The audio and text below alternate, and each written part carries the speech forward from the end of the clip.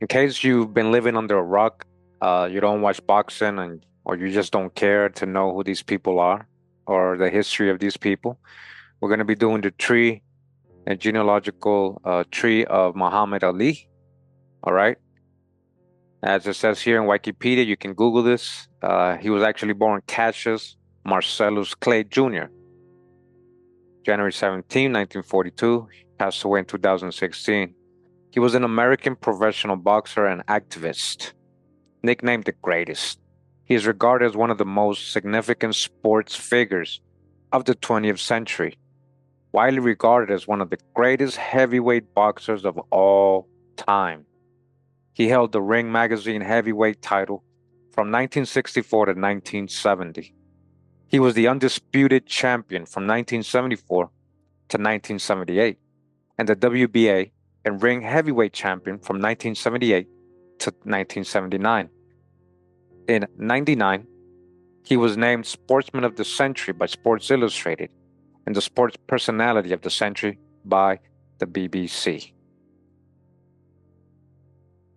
So real quick, we're going to go to ethnicity of celebs or ethnicelebs.com, right? And get a lot of information here, as you guys can see. This is all public information. Again, Muhammad Ali, birth name Cassius Clay or Marcellus Clay Jr.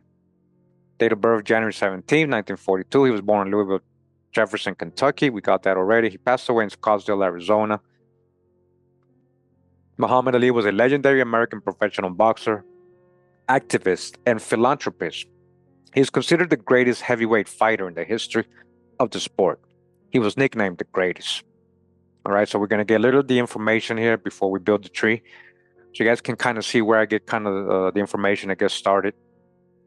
Muhammad was the son of African American parents, Odessa Lee, Grady, and Cassius Marcellus Clay. His brother is boxer Rahman Ali. He was a descendant of pre-Civil War era American slaves in the South. We'll see about all this, right? He was born Cassius Marcellus Clay Jr., and he and his father were named after abolitionist Cassius Marcellus Clay. He was given the name Muhammad Ali in the mid 1960s when he was 22 by the Nation of Islam leader Elijah Muhammad.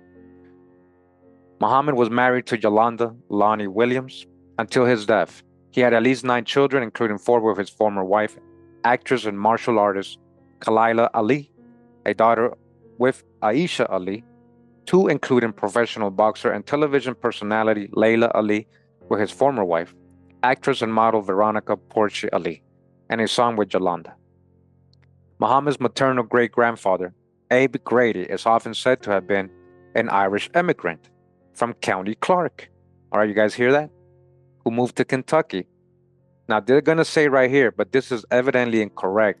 Even though we have a video of him going to Ireland, the whole town celebrating him, why would he do all that if this is incorrect? Again, we're going to verify a lot of this stuff, see if it pops up or not. All right? No Irish-born people named Abe or Abraham Grady appear on any Kentucky censuses. The Abe Grady, who was Muhammad's maternal great-grandfather, was almost certainly an African-American born in Kentucky. You see that? So this is why they're saying he's not Irish, because he's so-called black. So we got to dodge the hijack, because we know hundreds of thousands of black Irish came during colonial times. The Irish were one of the largest population of Europeans to come in as so-called slaves, indentured servants, persecuted religiously, all that. We've broken this down in past videos. One of Muhammad's maternal great-grandfathers, Thomas Morehead, was born a slave to a slave mother, Dina. We'll see about all this, right? We're going to try to verify all this today, see if it pops up. His father was said to have been Dina's owner. So that was her father, right? The owner. Armstead S. Morehead, who was white and had English, Scottish, and Welsh ancestry. Was he really white? Now, what are they going off? We're going to see, okay? Muhammad's paternal grandfather was Herman Heaton Clay, the son of John Henry Clay and Sarah Sally Fry. Herman was born in Louisville, Jefferson, Kentucky. Sally was said to have been born in Madagascar. Huh. All right. Again, we're going to verify all this stuff. A lot of the times we've already caught this website kind of making things up. or just going off rumors and not really verifying.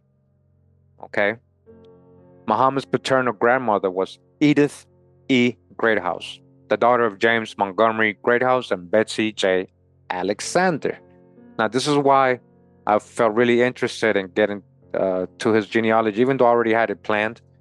But recently, somebody sent me sign about his ancestor, right? It's going to talk about it right here. It says Edith, was born in Kentucky.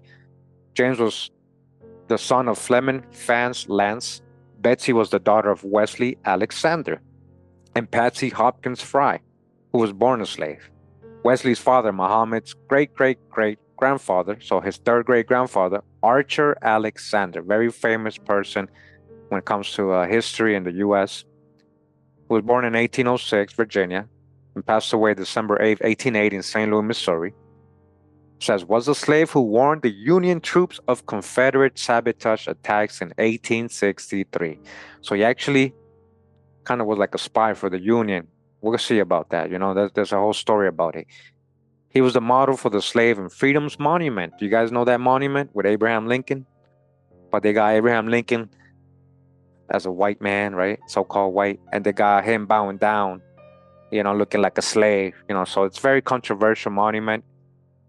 But, you know, Frederick Douglass wasn't down with it because he didn't like the whole image of somebody bowing down, you know, the black man bowing down to a white man's, you know.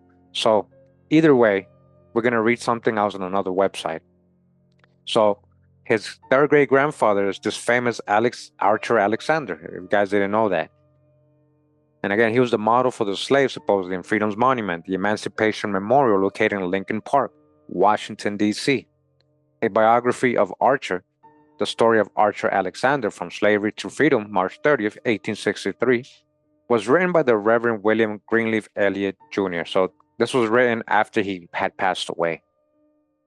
1885, he also appeared on a U.S. postage stamp released in 1940 as part of the Black American commemorative series. Muhammad's maternal grandfather was named John Lewis Grady, the son of Abraham Abe Grady, and of a woman surnamed Walker. John was born in Allensville, Todd, Kentucky. Muhammad's great-grandmother was the daughter of Lewis Walker and Amanda J. Mandy. Muhammad's maternal grandmother was Bertie Bell Morehead, the daughter of Thomas Tom Morehead and Elizabeth Lizzie Bibb. Bertie was born in Logan County, Kentucky. Thomas was the son of Armstead S. Morehead and Dina. Elizabeth was the daughter of Abraham Bibb and Rachel Ferguson. All right. We're going to go on to another website, right, real quick before we get started on the tree. And it says here from archeralexander.blog. Remember, this is supposed to be his third great grandfather. All right, Muhammad Ali's third great grandfather. Okay. So let me just zoom into this part. Or just zoom in a little bit more. It says Archer Alexander was a freedom seeker born near Lexington in Rockbridge County, Virginia. His mother was apparently enslaved by an Alexander family. So she carried the name, again, most likely blood relation, living there because so goes the mother, so goes the child. Or in other words, by law, all babies born to an enslaved woman are also property of her enslaver. So, you know, we've gone over this when it comes to the status of the mom is passed down to the status of the child when they're born, whatever, you know, status they have. They say slave, it could have been indentured servants, right? In the years of research, I have not been able to document to my own satisfaction the names of Alexander's mother or father. However, I do know that he was in the household of a James H. Alexander in 1829, whose wife Nancy McClure had inherited two females, one with the name Louisa when her father died in 1822. We also know that James and Nancy Alexander migrated to Missouri in 1829, like thousands of other families at that time. In October of that year, they settled in the township called Dardine on the prairie near the creek by the same name. Along the way, a journal of that journey from Virginia to Missouri, and they passed through Lexington and Louisville, Kentucky. An oral family history that was shared with me 5 years ago by his descendant, Keith Winstead, was that a baby was left behind in Louisville in 1829 named Wesley. Wesley is thought to be one of the 10 children that Archer and Louisa would have together during their lifetime. Wesley Alexander grew up and lived his entire life in Louisville and is buried there. He had married Patsy Fry, daughter of the enslaved Jesse and Betsy Hopkins. We know that they had at least 13 children, one of which was named Betsy Jane Alexander, who was also born enslaved. All right, so we're going to verify all this. Let's see what pops up in the genealogy. If they're conjecturing or if they're just making up things, if there's enough proof for everything they're saying, right? Remember, all these websites are still going with the whole out of Africa theory, and that all so-called blacks are slaves from Africa and that all Europeans are pale-skinned people, all right? So we got to be ready to dodge the hijack when we're reading this. So again, we're just trying to get a reference here before we start building the tree. This is what I kind of do always before, I start building the trees. I try to gather as much information as I can, get some names and dates, like as you see here, and see if they eventually match what we find in the tree. Their daughter, Edith, sorry. In 1888, John Betsy married James Montgomery Greathouse, and they would raise a large family as well. Their daughter, Edith Eden Greathouse, would marry Herman Heaton Clay. Both were from Louisville, Kentucky, where they would raise their family as well. Their son, Cassius Marcellus Clay, 1912-1990, so that's Muhammad Ali's dad, married Odessa, Lee Grady, and Louisville, where both of them would live their entire life. They had two sons, both born in Louisville, named Rahamon Clay, who still lives there, and Cassius Marcellus Clay, Jr., right? So this is Muhammad Ali right here. In 1964, Cassius Marcellus Clay would change his name, saying, Cassius Clay is a slave name. I didn't choose it, and I don't want it. I am Muhammad Ali, a free name. All right, so dodge the hijack. That was what he thought back then. He was very incorrect. These are your names, guys. You can't just give that title to anybody else. All right, these are your names. This is a little picture here. It says Descendants of Wesley Alexander in Missouri 2019. But this is what they're talking about. This is a famous monument, the Emancipation Monument, okay? And again, this is supposed to be the model of Muhammad Ali's third great grandfather, right? Archer Alexander. So when I usually start a tree, I got so many, I go up here on Ancestry.com and I go to trees, right? And I say create and manage trees. And then I go all the way to the bottom, create a new tree. And then I get this screen right here, which we add the first person. Of course, it's going to be Cassius Clay, right? Cassius Marcellus Clay. We get his birthday, January 17th, 1942.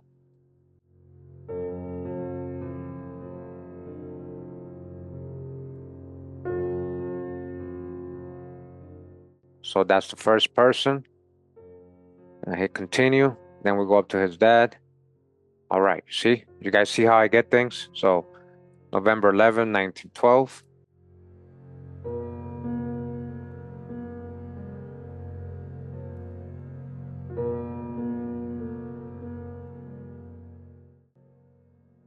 So already his mom is coming up on its own. Right, we got 20 hints for Cassius Clay or Muhammad Ali already. So I'm gonna get his. I'm gonna save his mom. We know that's correct. But there's Lee Grady. We know that's his mom. We can hit yes right here. So here's Cassius Clay, 1950 census. Muhammad Ali. He's 8 years old. As you guys can see, they're in Kentucky, and you got his dad, Cassius, and Olisa right here. So we got other family trees as well we're going to add. So we've added most of the hints. And it's good to add the other family trees because sometimes they have sources that you might not have or information that they know that you might not know. Family Bibles and stuff like that, pictures, things like that. All right, so we're going to continue since we got all of Cassius Muhammad Ali's hints. We're going to move up to his dad and go ahead and check out all those hints, right? So we do know that his parents are Herman and Edith. We got that already. So I'm going to add that. I'm going to add that as the potential parents right here. And that's an image of his dad right here. All right, Cassius Marcellus Clay. I'm going to save that. We got a 1930 census where his dad is 17 years old. And here he is living with his parents, Herman and Edith, and the rest of the family, his siblings probably. That's a big family. You guys see that? That's a bunch of them there. Social Security application and claims index, where it lists his dad, Herman Clay, and Edith E. Greathouse's mom. So we're able again to verify the information that way through this hint. And again, 1940 census, 27 still living with his parents, right? Herman and Edith, and the rest of the children. Seems to be the oldest. Cassius seems to be the oldest, or one of the oldest in this census. And we got other family trees again, verifying the information for his dad.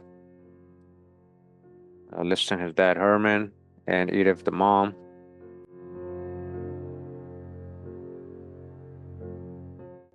Eva. So you see how we had just about for the dates, so we're adding the specific dates for them now that other families have.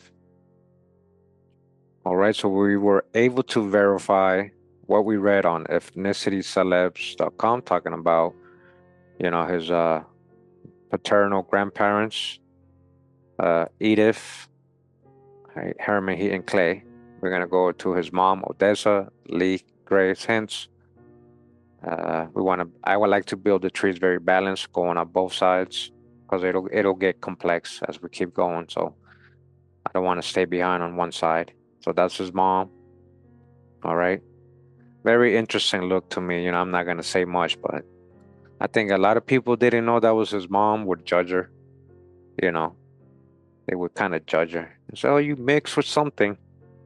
You mix with something." Or maybe not.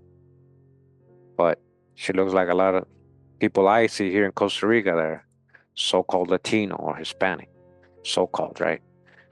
I'm gonna hit yes right here, potential parents. John Walker Lewis Grady, right? And the mom, Bertie Bell Morehead, Logan County, Kentucky.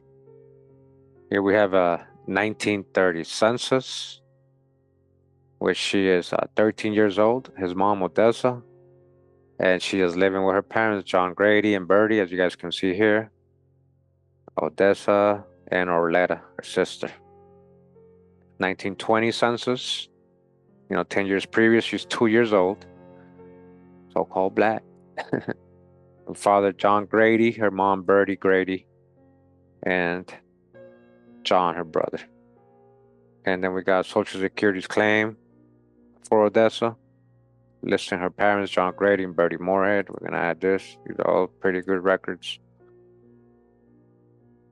All right, so we were able to verify his mom's parents, or his grandparents, maternal grandparents, John Walker Lewis Grady, Bertie Morehead, going back to his dad's side, right? We got his grandfather, Herman Heaton Clay. And we got a lot of hints for all these people, so very lucky, because some family trees, you barely get hints. The family member doesn't know, or the grandparent or the mom or the uncle, somebody in the family is holding the information back, ain't trying to help you. I know how it is, guys. Trust me, this happens almost every time I do a genealogy. They just don't know or don't want to give the info out. We got a funeral record for him.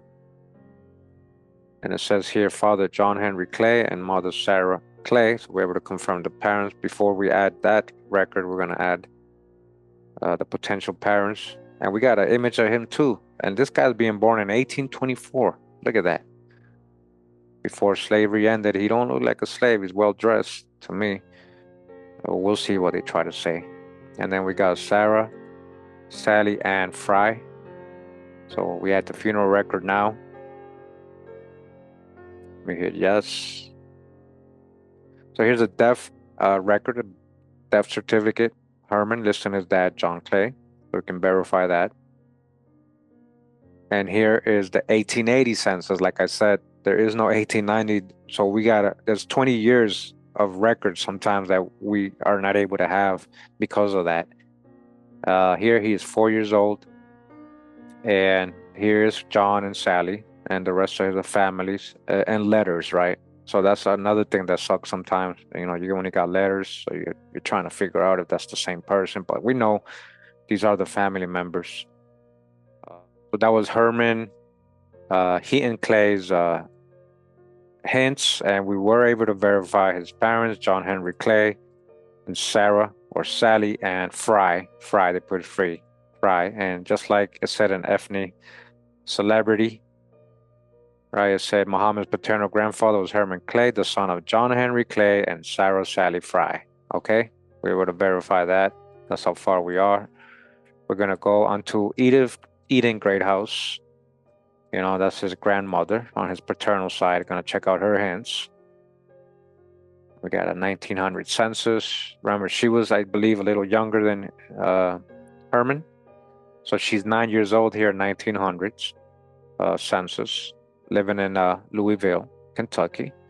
And we got the father as Montgreath or Grady, right? They spelled it wrong.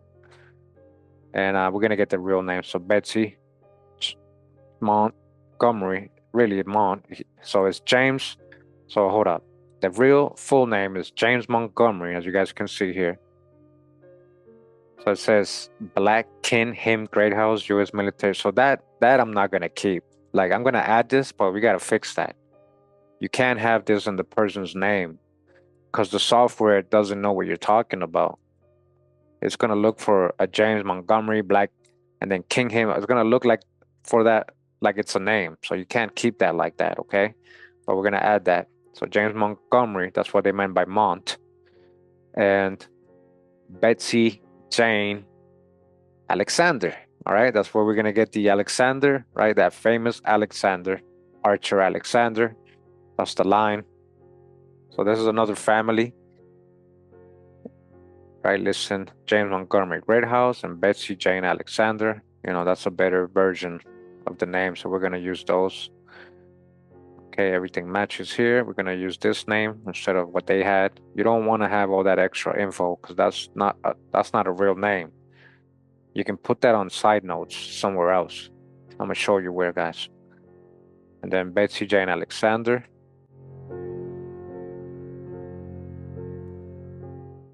And now we got Edith's siblings that we didn't have before, right? And we got Coretta, we got Maddie Greathouse, Beatrice Greathouse, James Greathouse, Nanny Greathouse, John Wesley Greathouse, Antonio Fleming's Greathouse. So we got a 1900 census with Edith, again, 9 years old, living with Montgomery, James, and Betsy, as you guys can see, confirming the parents in the census, where she's 9 years old, and her siblings. All right, so we are able to confirm Edith's parents, which is Muhammad Ali's grandmother on his paternal side, which is her parents, James Montgomery Greathouse and Betsy Jane Alexander, just like it said on the website here, Muhammad's paternal grandmother. Edith Greathouse, the daughter of James Montgomery and Betsy Alexander. And so we're going to go back to the Grady side, all right, his mom's side. Now that we got his great grandparents on paternal side, we're going to go into John W. Lewis Grady. Go ahead and look at his hints. Again, John Walker Lewis Grady, coming out of Kentucky. And there's an image of him as well. So that's pretty cool. I can eventually, colorize these images. I use myheritage.com to colorize the black and white images. So here's a find a grave index, so funeral record. And listen, Abe Grady and Mariah Grady as the parents for John Walker. So there's Abe Grady and Mariah, and I think we did get that here. So here we have it, Muhammad's maternal great-grandfather, Abe Grady, is often said to have been an Irish immigrant. All right, we're getting to some good parts here. And they left out his mom. They left out the mom here. All right, but there goes Abe Grady, Abraham Grady, and Mariah E. Billingsley. And it's going to match the funeral record for John Lewis Grady, Abe Grady, and Mariah Grady. Verdi, Odessa. All right, we're going to hit yes. And we got a 1900 census for John Grady, where he's 13 years old in Kentucky. Also, actually, he's living with the Walkers. So it says he's a grandson. There we go. So we did know that the website was talking about some Walkers. So there you go. He's living with his grandparents, most likely. For some reason, at 13, he's not living with his parents, right? He's living with his grandparents, Walkers, the head of households, as you guys can see here. So, like in the website, it says Muhammad's maternal grandfather was John Lewis Grady, the son of Abe. John was born in Allensville, Todd, Kentucky. Muhammad's great grandmother was the daughter of Lewis Walker and Amanda, or Mandy, right? So here's the Walker line we just saw, Amanda and Lewis, as you guys can see right here, confirming the info. And here's real records for that, so you can see we're going on the right path. And John was living with his grandparents, okay? Here's a World War I record for John Grady. He was in World War I. All right, so a lot of your ancestors in these great wars created by the Chazars, fighting Chazars wars, unfortunately. And John was in World War II as well. He got drafted. Can you imagine having to go to both wars at the age of 55? Wow. So he was in World War I and World War II. All right, so that was it for John Walker Lewis Grady. We did get his parents, or his dad, Abe. They left out the mom's side, Mariah Billings or Billington. So John was living with his grandparents on his mom's side. So she's not even a Billingsley. She might have married a Billingsley. We're going to go into that as well. We're not moving too much ahead. We're going to go into Grady and Morehead. Going to go check out her hints. And there's a 1900 census here, confirming the parents, Thomas and Lizzie, or Elizabeth Morehead, right? So we're going to add the potential parents listed here. Thomas Morehead, right? You're going to hit yes. And like I said, guys, Lizzie, Betsy, Liza, those are usually Elizabeth. Lizzie, Elizabeth. Bibb, that was her maiden name, Bibb. So you can see every time we go up one generation, each person, there's a new last name. So this is what I'm trying to tell everybody. Like, how many surnames you got? Where did you get all these surnames? So it's not just that on one side you're Indian, on the other side you're European, or vice versa. You probably got Indian and Black European on almost everybody. And this is, a lot of people have a hard time. They think I'm just, they get all offended when I say this. But they're not being real with themselves and not understanding what I'm saying. You got to be logical. Where all these last names coming from? And if it's from the so-called white man, then you're going with the slave stories, right?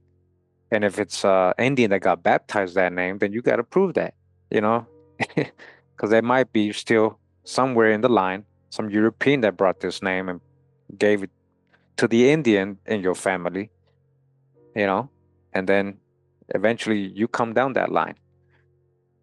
All right, so we're going to add the 1900 census. Birdie is 7 years old here. They're living in Olmsted, Logan, Kentucky, with her siblings and her parents, Thomas and Lizzie Morehead. And then we got a 1910 census. Also lists in Birdie. Most likely should be around 17 now, 10 years later. Yep, 17.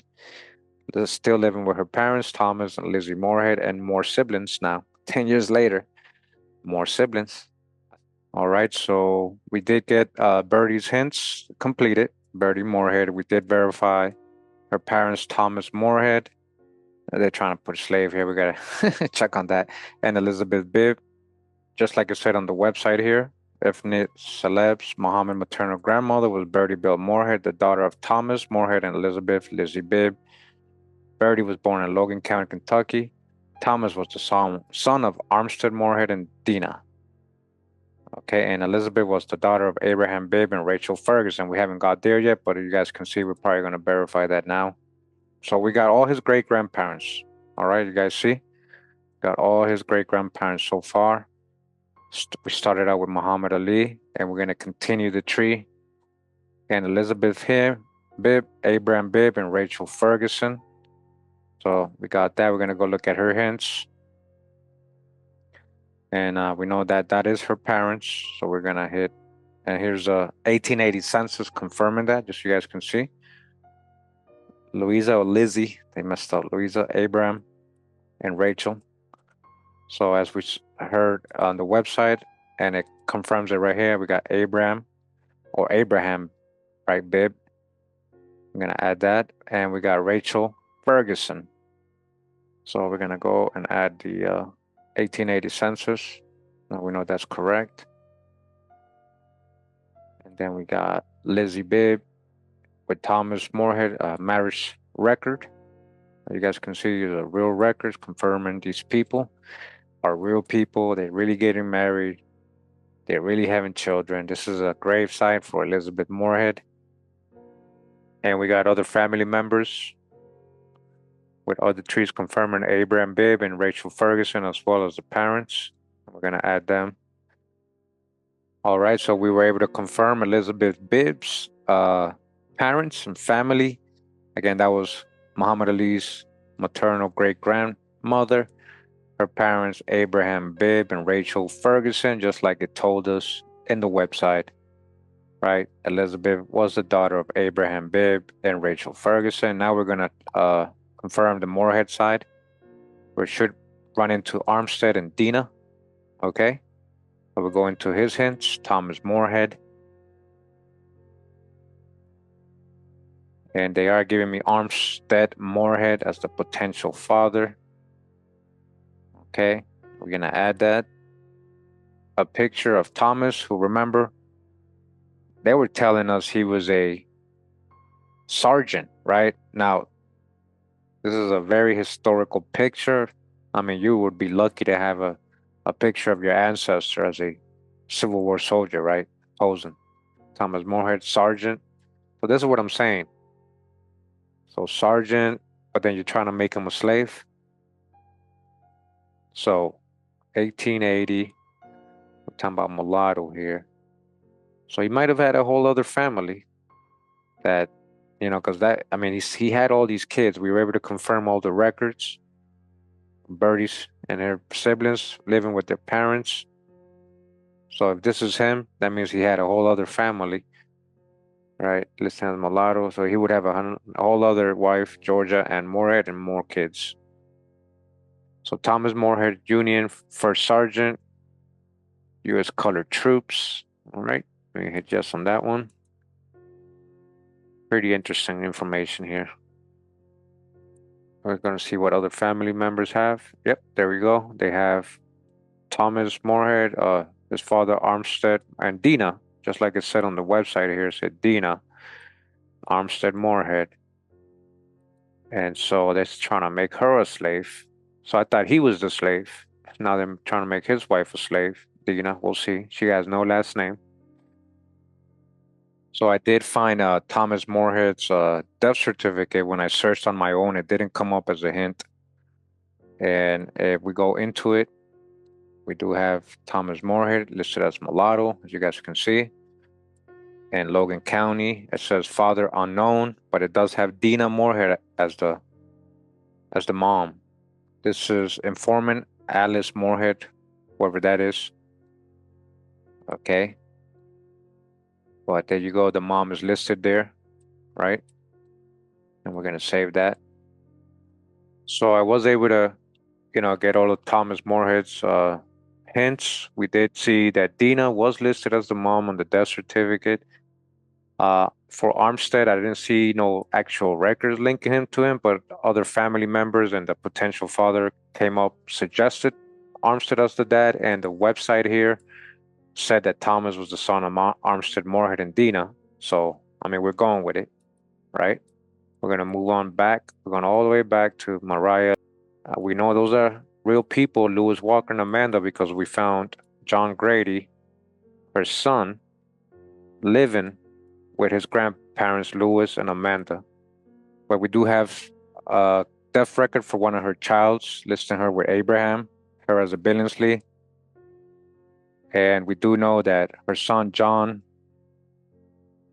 Walker Lewis Grady, in the 1900 census, is living with his grandparents, as it says here, grandson of Lewis Walker and Amanda Walker.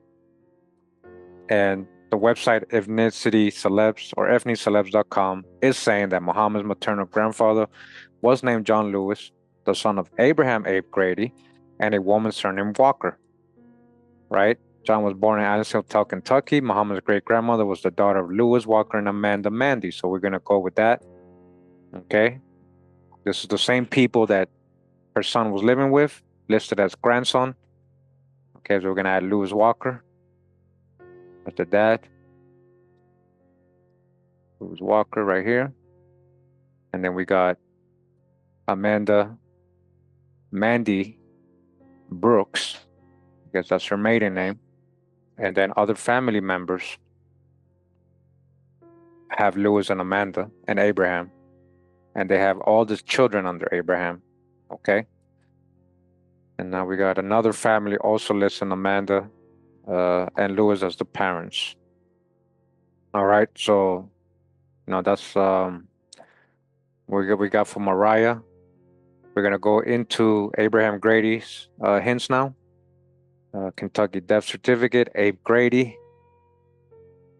Let's get this story right here. We're going to read it. It says, African American, Irish, English, and Italian. Muhammad Ali is a legendary boxer and considered the greatest heavyweight fighter in the history of the sport. He is a descendant of pre-Civil War era American slaves in the South. An article from the BBC states that Ali had an Irish great-grandfather named Abe Grady, who married an African-American woman in the 1870s. His great-great-grandfather, Ancestry Morehead, was Caucasian and had English ancestry. Through this great-great-grandfather, Muhammad is also descended from Bartolomeo Taliaferro, an Italian from the 1500s. So that's what they're saying here. All right. Then Jeannie, let me see what Jeannie's had. Jeannie had birthplace. Actually, Jeannie had Ireland. This one, find a grave, probably says Kentucky. Birthplace, oh no, Ireland. Look what they're saying in the death. Let's go with that, guys. Let's go with that. Let's go with Ireland. County Clare, Ireland.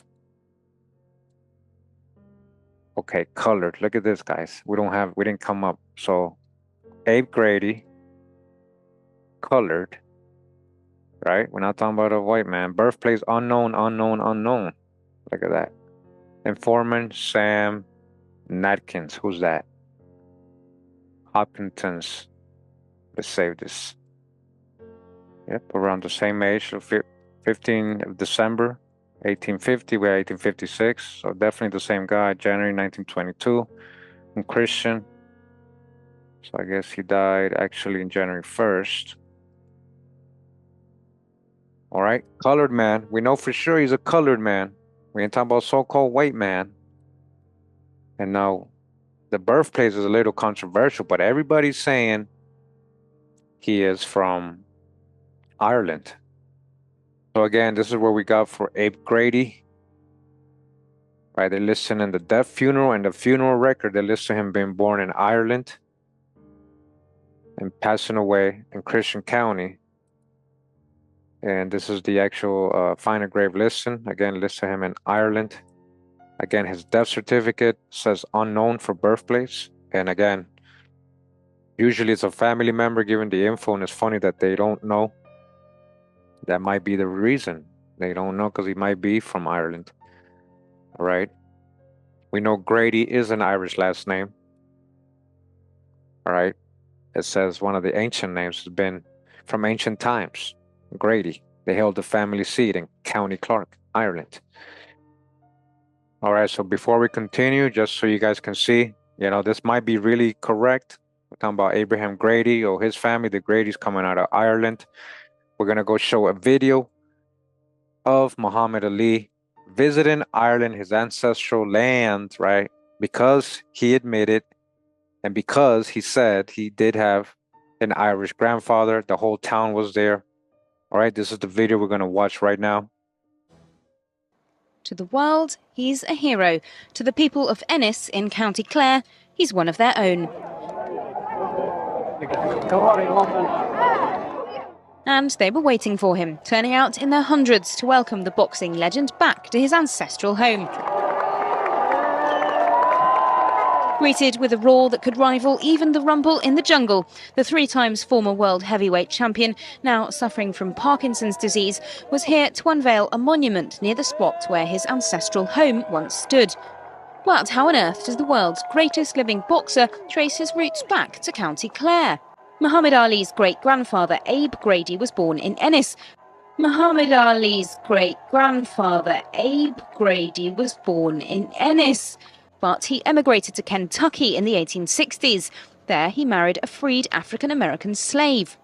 They had a son, John Lewis Grady, who married Birdie Morehead, and she gave birth to Odessa Lee Grady, who married Cassius Clay Sr. They, in turn, had a son, Cassius Clay Jr., who, as we all now know, later changed his name to Muhammad Ali. Today, the Turnpike Road in Ennis is lined with neat council houses, none prouder than the home of the late Eileen O'Grady, whose daughter Mary kissed and hugged her famous distant cousin. Muhammad's boxing days may be long behind him, but could it be that his ancestry had something to do with his success? With 37 knockouts and 19 successful title defences, he must surely have a claim to have inherited something of the luck of the Irish. All together, guys. Who is he? Hey! Ali! Ali! Ali! Ali! Ali! Ali! All right, you guys heard it. It literally said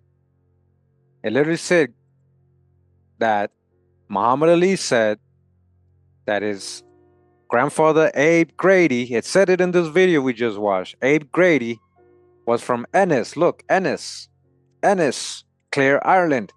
And that he had a son with a free person of color woman, and they had John Lewis Grady. That's literally matching what we have here, guys. That video, you think they would go through all that trouble? You think he would go all the way to Ireland and do all that? The whole town is there. You guys think that we're wrong, that we're just guessing? Right? The rumor seems to be real. And a lot of people seem to know. A lot of the people, even in his death record, again, his death funeral record, listed him born in Ennis, Clare, Ireland. Abraham Abe Grady, right? Abraham Abe Grady, the father of John Lewis Grady, just like it said in the video. All right, you guys see that, right? I didn't make that up. He literally went over there. He literally went to Ennis, Clare County, all right? Where we just saw, right? County Clare. The Grady name has been there from ancient times. The Grady name, Grady history, Ireland, has been there since ancient time in Clare County. Ennis, literally, where he went to visit, where they said his ancestor Abe, that Muhammad Ali told them, that Muhammad Ali said his great-grandfather, right? Cassius' great-grandfather, Abe Grady, was from there, right? And he came to the States and married a free black woman. Now, was he a so-called white man? It doesn't appear so. Based on what, again? We talking about black Irish here? Based on what again? Abe Grady, colored man. All right? I don't think people could try to debunk this stuff. Like, even if they try, like, there is no way you can try to debunk this. I mean, he went all the way over there, and that is him right here in that death certificate. All right, we're gonna move on to. We're gonna go back to his paternal side, right? We're right here. We're pretty far on a lot of these things. We're gonna go to Betsy Jane Alexander.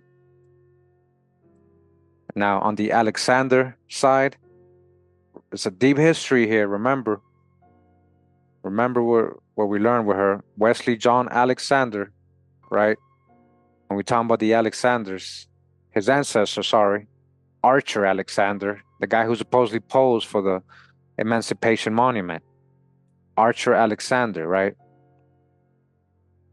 Wesley. So you guys can see Wesley's right here. Wesley is thought to be one of 10 children Archer and Louisa would have together during their lifetime. Wesley Alexander lived his entire life in Louisville. and is buried there. He married Patsy Fry, daughter of the enslaved Jesse Betsy Hopkins, right? So even though they add their stuff, just that's where we are right now. Don't forget. Okay, so we're gonna add Wesley John Alexander. Remember, they were saying Patsy lived to 115. She lived to a very old age. We're gonna add Wesley John Alexander here. We're gonna go through the hints for Betsy Jane Alexander, who married the Greathouse, James Montgomery Greathouse. Okay, and we have this image already. Look at Muhammad Ali here. Maybe that's Betsy right here. Remember, she lived to 115. We got Kentucky U.S. death records for Betsy Jane Greathouse. This is a really good record. Date of death 6/9/64. Date of birth 1864. That's a lot of years. That would be 100, right? But they said she lived to 115. It says age 99. Maybe they were wrong with the 115. But, or maybe the informant didn't know how old she was, or they couldn't remember. But it is listing the parents here, as you guys can see, Wesley Alexander and Patsy Fry. So confirming the whole history in both websites that we got. 1870 census, she would be only 6 years old. And here she is with Wesley and Patsy, confirming the parents again. Also in the 1880 census, 10 years later, where she would be 16 or 17, still, living with Wesley and Patsy, confirming that again. Right, very nice colored picture of her. And there's her and her mom. Wow. We got her mom's picture here. We got James Montgomery Greathouse here. So let's just look at her mom's picture real quick. Wow, look at that. So that was the, again, all the hints and genealogy for Betsy. We got her parents, Wesley and Patsy. We're going to get to that. We're going to go to her husband, James Montgomery Greathouse. Go check out his hints. He got a lot of hints. I think he was also in the Civil War. A lot of those hints were coming up for him. Reading the obituary here, it says grief cause of Negro suicide. Whoa. Louisville, Kentucky, November 20th. Montgomery Greathouse, colored. An expressman was found hanging from a rope in a stable in the rear of 1218 Old Man Street. Wow. Grief over the death of his brother caused him to commit suicide. He went to the stable early this morning, and when he did not return at the usual time, his son Tony went to the stable and found his father hanging from a rope. Wow. Now, this is very controversial. Did he really hang himself, or did he get hung? And they called it a suicide. Now this is crazy right here. Maybe he could have killed himself. The grief of his brother really would cause him to. Maybe. But would somebody leave their children and stuff like that? That's pretty crazy, right? So I guess this is an image of him. James Montgomery Greathouse. Don't look like a slave to me either. He was in the colored troops. It says 5th Regiment of the U.S. Colored Cavalry, unit comprised of men of so-called African descent. U.S. Freedmen Bank records. Montgomery Greathouse, Freedmen's. Savings, bank, money. Bank, records, saving. Employees. Not slaves, not African slaves. These are, people getting paid. These freedmen things. Occupation, expressmen. U.S. Civil War soldiers, Montgomery Greathouse, U.S. colored troops. Right here, it says, and the death record for James Montgomery Greathouse, right, colored. It says name of father, Fleming Fance, mother, unknown. So it's kind of weird that they would have a different last name, right?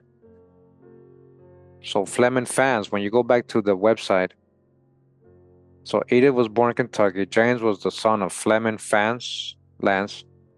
You see that?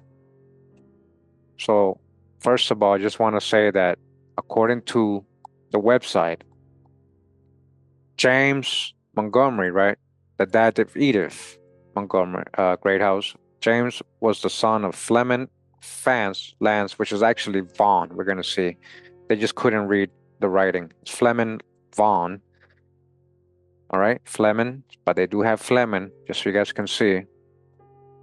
You go into the hints, we do have his death certificate here. James Montgomery Greathouse, right? It's listing Fleming fans. The same thing the website is saying as the dad, right? I'm going to go into the death certificate, James Montgomery Greathouse, who again hung or supposedly killed himself, supposedly, right? And then Fleming, it's actually Vaughn. They couldn't, Vaughn, right? They wrote this wrong. The informant is Miss Stratton, not sure why she wrote it wrong, but she doesn't know her mom, unknown. She just know that dad was Fleming, just like the website is saying Fleming, right? Okay, so I'm gonna add this record. So here's an 1860 record. Listen, Montgomery Vaughn, right? Montgomery Vaughn living with Greathouses. Can't explain why he took on the Greathouse name when he has parents with different last names, but he is living here at 12 with Greathouses, so it still could be family. Nelson, matching what I had, Nelson County, Kentucky, for the Greathouse. So here he would be 12 years old. I'm going to add that in 1860 census again. And then we have M. Vaughn here, or this is supposed to be Montgomery, right? Again, in Nelson County, M. Vaughn, Montgomery Vaughn, Fleming Vaughn, as you guys can see, and the mom, L. Vaughn, which we're going to see later on is Lucinda Vaughn. Where did I get that from? I got it from another tree. So Fleming / Fleming, and the mom, Lucinda. I'll show you where I got that from. Lucinda, and she had a different name too. And then the siblings, according to this family, we're going to go to this family, right? Jasmine Wigginton. The Wigginton family has James M. Greathouse, Montgomery, their dad Fleming Vaughn, and Lucinda Stat. Now, why did he take on Greathouse when his parents got different names? I really can't explain that, guys, right? But we did see that 1860 census, which they also have, right? Montgomery Vaughn, 12 so-called black with the Greathouses. I'm going to add that again. But they have the parents as Fleming Vaughn and Lucinda Stat, just like it says on the death certificate. His dad is Fleming, just like it says on this website. They've been right so far in most things. James was the son of Fleming, Vance Lance, okay? Now, also, we did find this Freedmen bank record. So we got Montgomery here, and we got his sister, Celia. We just saw Celia Vaughn, 21, listing Fleming and Lucinda Vaughn as the parents, same parents as Montgomery. When you go into the record, it's right here. So we got Celia Vaughn, right, Nelson County. And then we got Father Fleming Vaughn, who's dead at this point, Lucinda, right, the mom. And then we got brothers and sisters Montgomery. There goes Montgomery right there, and the other siblings. So that's the genealogy we got up to for James Montgomery Vaughn. We found out he's a Vaughn, Greathouse, right? So that's the parents, and there's some hints for them. We'll eventually get to that. Now, when it comes to, we're going to move on, right, to his other great-grandparents. There's last two sets of great-grandparents, which is Sally Fry and John Henry Clay. Very interesting story we're going to read on them. So Sarah Fry supposedly was born in Madagascar, but that's not true, right? So it says Muhammad's paternal grandfather was Herman Henry Clay, the son of John Henry Clay, right? John Henry Clay. They try to make Henry Clay or John Henry Clay a white man, senator. That's why supposedly he changed his name, because that was supposed to be a white man, and it's not. We got the picture. John Henry Clay and Sarah Sally Fry. Herman was born in Louisville, Jefferson, Kentucky. Sally was said to have been born in Madagascar. So that's not correct at all, right? That's not correct at all. We got her being born in Louisville right here, Kentucky. Madagascar's not even in West Africa, so I don't know where they're getting this story from. I really don't know. But we're going to go into her hints and check them out. So we got a Kentucky U.S. death record. It says child Cassius Clay. That's one of Muhammad Ali's granduncles. Had the same name as him. Her spouse, John Henry Clay. Sally is listed as the mom, so we can see she's a real person. We're going to add this. Now we got Social Security. Here we got Sarah Fry. Spouse Henry Clay, right? Without the John. Henry Clay. They were trying to tell Muhammad Ali, we're going to read that Henry Clay was a white man, slave owner. He was the senator of Kentucky. All these crazy stories, right? But it's not going to match. I'm going to show you guys. It's not going to match. And he even believed it. He believed that this guy right here, Henry Clay, because he said my great-great-grandfather was Henry Clay, a white man. That's why I don't want the Clay name. It's a slave owner. That's a lie. That's not true. That's not true. I'm going to show you the picture for John Henry Clay. So this 1870 census listing Sarah Clay as mulatto. We're in Louisville. It says birthplace Kentucky, not Madagascar. We got inferred spouse John Clay. And here's Cassius, the granduncle.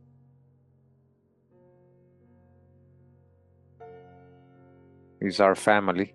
What I'm trying to show you guys. Thomas, Daniel, Cassius, John.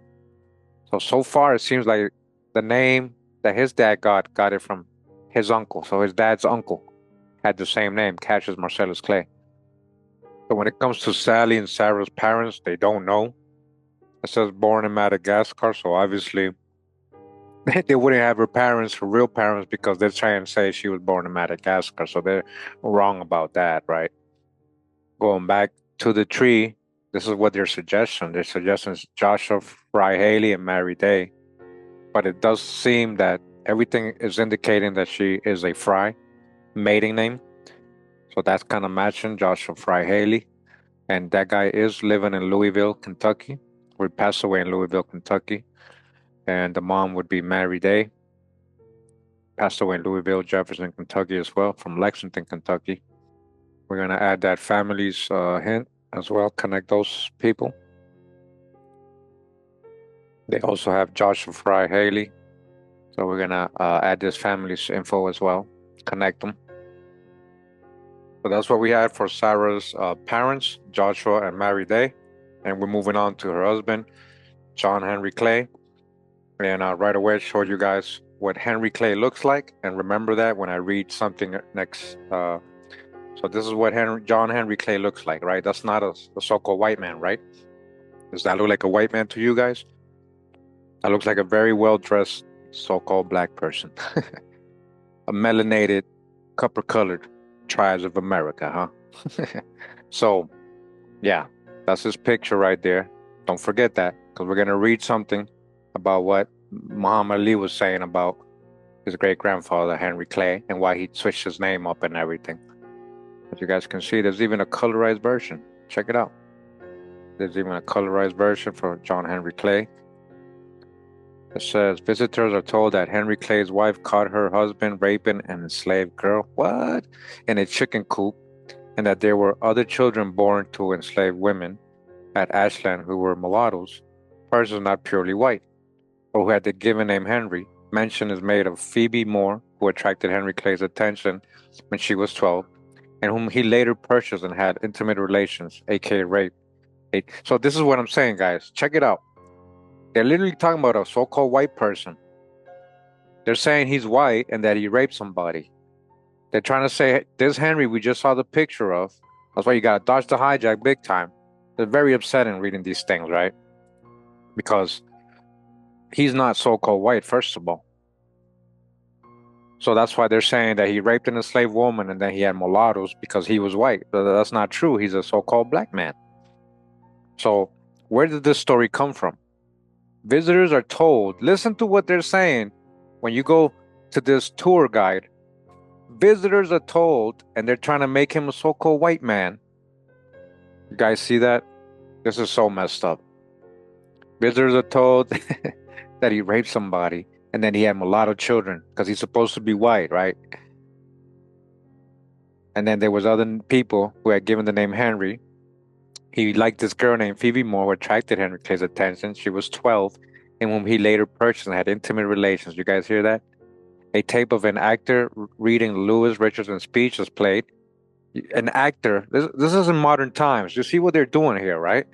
Visitors are taken into the mansion to gawk at the dining room table where enslaved people attended in child's nursery, where Clay's issues were cared for by enslaved women. Gosh, the hijack, big time, man. This is so messed up. This is so messed up. I'm not even adding this hijack, but I'm glad we read it. Ignore that. Why do they do that? That's so messed up. We're talking about a so-called black man, not a white man. That's so messed up. Visitors are told, it says. It doesn't even say where they got the info from. Visitors are told. That is so messed up, man. Like, really. Now, Jewish colored troops, that sounds like something I think he was in the Civil War. So they're trying to add his mom as a so-called slave. You see that? F. Slave Clay. That's not a real name. And yeah, slave is not a name. Let's see what they got here. They got Henry Clay as the dad. The one that they try to say is the senator, because then we know the senator. But they have a white man, right? Does this guy look mixed to you? Does this person look like he's half? Maybe, but when you look at who they're trying to say is Henry Clay, the slave owner and all that, and the senator, which is most likely a whitewash image, just like Abraham Lincoln. It don't even look like him. It don't even look like him. We're gonna add a couple more hints for John Henry Clay. All right, this one says this John H. Clay. I'm not sure if this is the same, but he did die in Jefferson the same day we got for him, 1909. Says birth, Virginia. Oh, this one does say Virginia. Look at that, John Clay. And then we got Sally here and all the kids we had earlier. Okay. I think he is from Virginia then. Virginia. Because they did say a lot of these people coming from Virginia. And then we got him here with his son, Claude, and his wife, Sarah. About 1837 birth, Kentucky. Let's add this. This is a death record. Same birth date as the one that said Virginia, and the other entry. Same exact birth date. Or death date, I mean. Same exact death date. They had the same year. This is what I'm saying. They're trying to hide. They're trying to make this guy something else, guys. But that was pretty interesting about the Virginia. I didn't notice that we already had a census with Sally listing him born in Virginia. Yeah, this one, John Clay. Birthplace, Virginia, Louisville, Jefferson, with Sally, his wife. And we got all the kids here that match with everybody else. Okay, and then when you go to the other family trees, this is why I was looking at that other family tree. They have Henry Clay, the actual senator, the white guy, 77 to 1852, right? Right? As the dad and a slave, right? Where did she get this from? Where did this person, Jessica Swain, because I bet you she believes in out of Africa stuff. Where did she get this stuff from? We're going to check her account on him. Let's see what sources she got to prove that's his parents. Okay, 1870. No parents here, right? Cassius, that's him. 1880 is the one we got coming out of Virginia. Arkansas death, that's not him. Birthplace, Mississippi. Beulah, that's not even him. Okay, Arkansas marriage to Sally Cohen, that's not him. All right, so this person has a bunch of, I told you, people add all these bad hints. John H. Clay and Sally, none of that says. His parents, Jeannie probably has it. Yeah, this is where she got it from. Jeannie, I told you this is a bad record. Let me show you what I mean. They don't have no sources in Jeannie. It's all manual entry. All right. It's all manual entry. There's no real sources here. John Henry Clay, slave Henry Clay. Where's the sources? There's no sources here. This is all manual entries, guys. This is all manual entries. And I already caught Jeannie having really bad info already. I do a lot of people's tree and it comes up as a hint all the time. and they always have very bad hints, very bad info. That's where she got it from. That's literally where this lady got it from. Okay? They lied to Muhammad Ali. That's unfortunate. Can't believe they did that. Okay, that's a different person, Weeder family. Now they got Henry Clay and Lucretia Hart. All of a sudden, it's not a slave. So let's go to see what info they got. Let's see what sources they got for the parents. I'm hoping they got some sources for the parents. Okay, so again, 1840. Fayette. Now I don't even know if that's him because he was never in Fayette. So I gotta take that out of my tree. So we know we got these. We got the Arkansas. That's not. We got the Genie bad stuff. Kentucky. Sally Fry. Okay, nothing about his parents, right? Kentucky U.S. Death Records. Nothing about his parents here. That's about his son. Ohio. That's not him. Ohio. That's not him.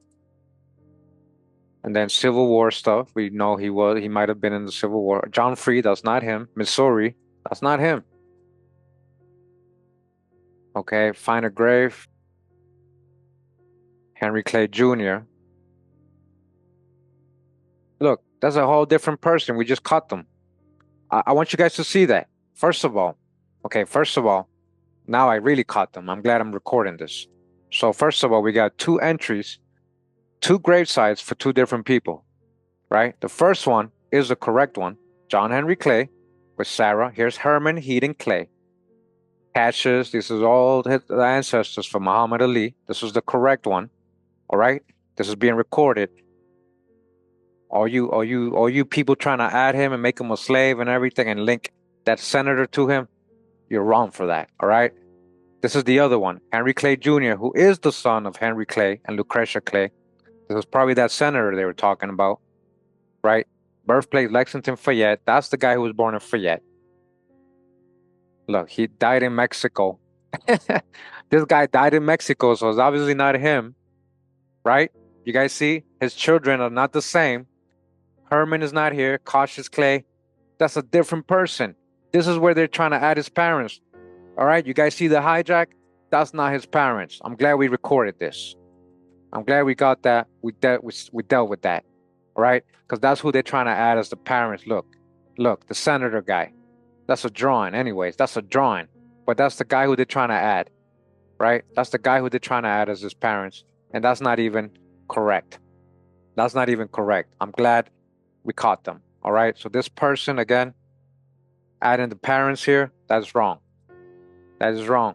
That don't even look like him. This is what I was trying to tell you. Ignore. All right. So we don't know his parents. We can't get a real. They're trying to hide this guy. And most likely he was born in Virginia, ended up in Kentucky. There's John Henry Clay, a different Clay family. A different Clay family. That other Clay families from Fayette, they will come from, they're not even in Louisville. They're not even from Jefferson County, Louisville. All right? Got that cleared up. I got that cleared up. All right? We're going to move on. We're going up to Sarah Fry's parents since we're kind of stuck there. But again, this is John Henry Clay, so-called black man. Joshua Fry, going up to his wife's parents. He got a lot of hints.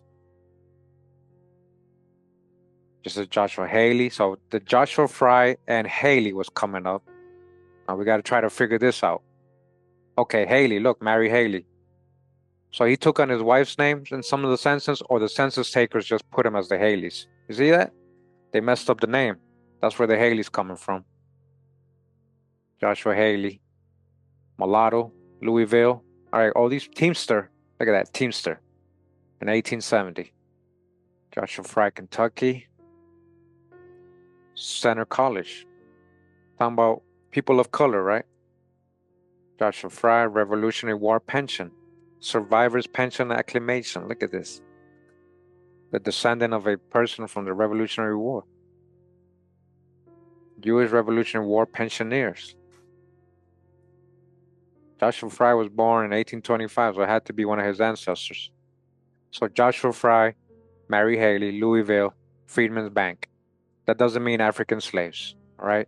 So this is Kentucky death record. of a Johannan Fry. It says colored, right? Colored. Parents, Joshua Fry, Mary, right? So we're not talking about so-called white folks. And then we got this last one right here. And we're going to add this. No parents yet, right? No parents. Mary Day. So when I hit search for a Mary Haley, in Lexington, Kentucky, with the information we got, we found this Freedmen Bank's record. All right. And this was attached to other families. So it says Mary Haley or Day, right? And it says here Joe Day and Judy Day as her parents, and Joshua Haley. When you go into the record itself, we do find Mary Haley here, born around 1872 in Lexington, Kentucky. Works for herself, widow of Joshua Haley or Fry, Joshua Fry, as you guys can see here. So I think this is her. I mean, it seems pretty much like this is her, Joshua Fry. And the Haley is the mystery, why they keep popping up. Why does the Haley keep popping up for both of them? But or Fry right here, and then it's listing her parents as Joe Day and Judy. Okay, so going back to the hints, we do have that one of the hints for the family do have Joseph Day and Judy Day, and so we're gonna go ahead and add that right for Mary Day. So she most likely a Day. The Haley is a mystery, but you guys see where we're trying to rationalize what's up with all this info. Doesn't say where they're from, her parents, but they have Joseph coming out of Virginia, and Judy. We don't have her maiden name. Maybe that's the Haley. Maybe her mom is the Haley. And we got Joshua Fry, as you guys can see, not Haley. Her husband, Sarah. There you go, Sarah. Sally, right? Fry, even listed there. So that's what we got from Mary. Again, Joshua, we got stuck. Mary, we got stuck with her parents, Joseph and Judith, according to the Freedmen Bank's record, and other family members. And that's as far as we can go on them. All right, third great grandfathers. We're going to move over to Fleming, Vaughn. If you guys remember, a little controversial to get here, but hey, they were living with the Greathouses. So let's see what we got for Fleming as and we got his 1860, which we already had from, all right, mulatto from Nelson County. And then we got probably another family that has him. Listing the child as James Montgomery Greathouse. And that's about it. That's about it. And now we got another one here, another family, and that's all they know too. See, a lot of people don't have much information. They got Fleming land still. It's actually Vaughn. James Montgomery Greathouse is the son. Again, we're still trying to figure out why he ran with the Greathouse name. We got stuck right there. We go over to Lucinda Stat. We got 5 hints for her. Here we are again, Lucinda Vaughn and Fleming Vaughn with Celia, which is Montgomery's sister. Montgomery's listed right here in the Freedmen Bank's record. So they're saying that potential dad is Daniel Stapp. Daniel Stapp is supposedly from Virginia. So other families, the Black Fry family, right? Not so-called white. And that's about it for Lucinda. Now they're saying her dad might be Daniel Stapp, born in Virginia. So how did he get? I'm gonna hit search. How did he get to Kentucky? Okay, look at that. Lucinda Vaughn Public Stories. Let's see what it says here. And that's just something I searched, right? My Mother and Her Family by Joseph Cotter. Well, we found this document here, right under Lucinda Vaughn when I hit search.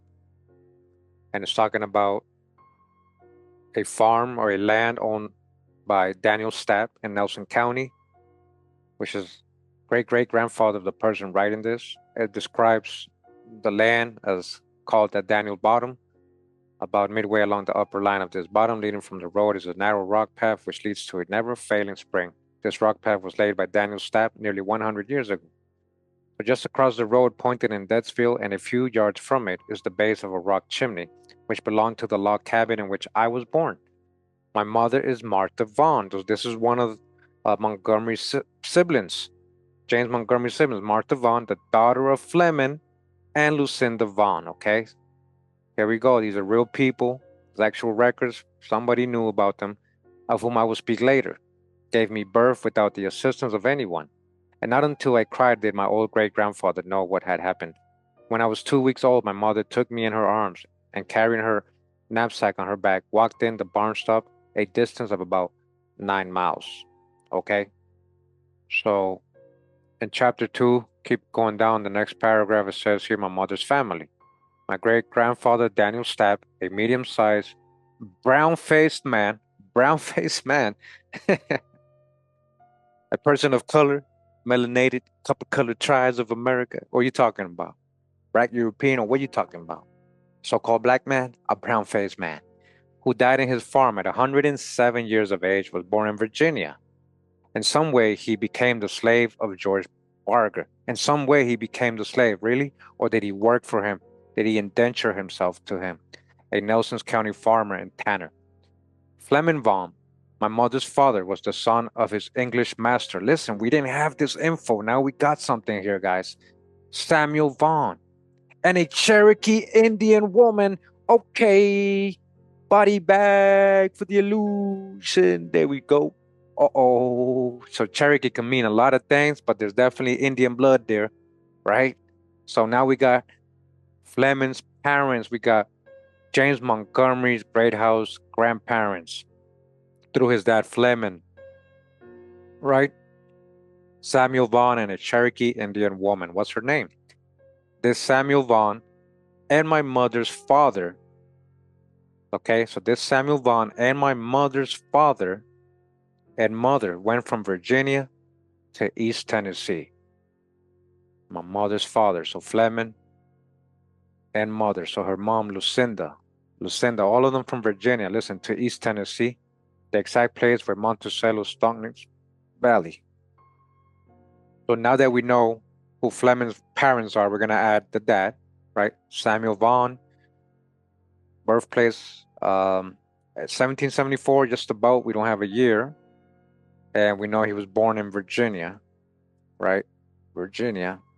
And she said they ended up in Tennessee, but I don't know if that's where he ended up. So we're going to add that. Now, we don't have anything about the mom. It just says Cherokee Indian. I can't add that as a name, guys. You know, I can't add Cherokee Indian as a name. So I go ahead and added that, right? I'm going to go back to the story. And we're going to try to get some more info out of this article right here. So down here it says that after Daniel Stapp bought himself his freedom, probably his indenture contract was over from George Berger, he was able to send money to Tennessee, where he bought his daughter Lucinda, right? Remember, Lucinda is Fleming's wife, right? And on the next page, it's telling us that Samuel Vaughn taught Fleming Vaughn. Remember Fleming? That's James Montgomery Greathouse dad. He taught him to read and write and gave him his freedom. So see how they're writing this? Like, this is his dad. What do you mean gave him his freedom? That's his son. Then my grandfather Fleming and my grandmother Lucinda came by wagon to Nelson County, where they bought a 39-acre farm in what is now known as the Flem Hollow. You see that? Fleming, named after him, Flem Hollow. These people are free people of color buying their own land, right? This farm lies between the Harrison Fork Road and the Wilson Creek Road, about 2.5 miles from either Datesville or Samuels. Here, my grandfather built a log cabin with a stone chimney and a log corn crib. Chapter 4, Fleming Vaughn. My English Indian grandfather. My English Indian grandfather weighed about 100 pounds. Wow, he was really light. He was lacking in physical courage and a dislike for the rougher forms of hand labor. Notwithstanding this tendency, he carried a hod in Louisville long enough to pay for his farm. He was very secretive. He always said to his children, the less you have to do with mankind, the better you will come off. And I have never seen one of his children or grandchildren who did not act out this lesson. Wow, so he didn't like people, right? He was the best educated man in the part of Nelson County and had a decided leaning toward medicine. He was what was known at that time as a root and yard doctor. His constant companions were the Bible and Dr. Thompson's Guide to Root and Herb Remedies. He cultivated many eccentricities which caused his neighbors, both white and colored, to look upon him as a sort of moving mystery. This led to unfavorable reports about his knowledge and the uses he made of it. So they're trying to make him a witch doctor or something. So it's talking about he was like a shaman, right? Huh. Now, remember, he was supposed to be Indian too, so of course he liked the roots and the herbs, right? So here, chapter 5 says regarding Lucinda Vaughn. Lucinda Vaughn was a tall, bushy-headed black woman who weighed 350 pounds. Wow. Do you guys hear this? So he was 100 pounds and his wife was 300 pounds. Her last name, I think, was Powers. She thinks. Now we got her mating name now for her. Grandmother Lucinda had great physical strength and the courage of a lioness. And coming from East Tennessee by wagon, they passed a night at the foot of a tall hill on which lived a band of robbers. One of these dressers in a bearskin crept close to where they had built a fire. Grandfather jumped into the wagon, but grandmother seized an axe and ran the robber away. While they were passing through a wood, a wild hog attacked them. Grandfather, knife in hand, ran up a tree. After grandmother had stunned the hog with the flail, he came down out of his throat. All right, so that's a little bit on her. Okay. 7 of the 15 children were living at grandmother's death. Their names were Bayless. Okay, look. Montgomery. Look, we're able to confirm Montgomery's parent. Look, Montgomery's here. Jerry, Martha, that's where the lady descends from, right? Algerina and Celia. Grandfather bound them out to prominent white families of Nelson County. Listen, see? It's not slavery, indentured servitude.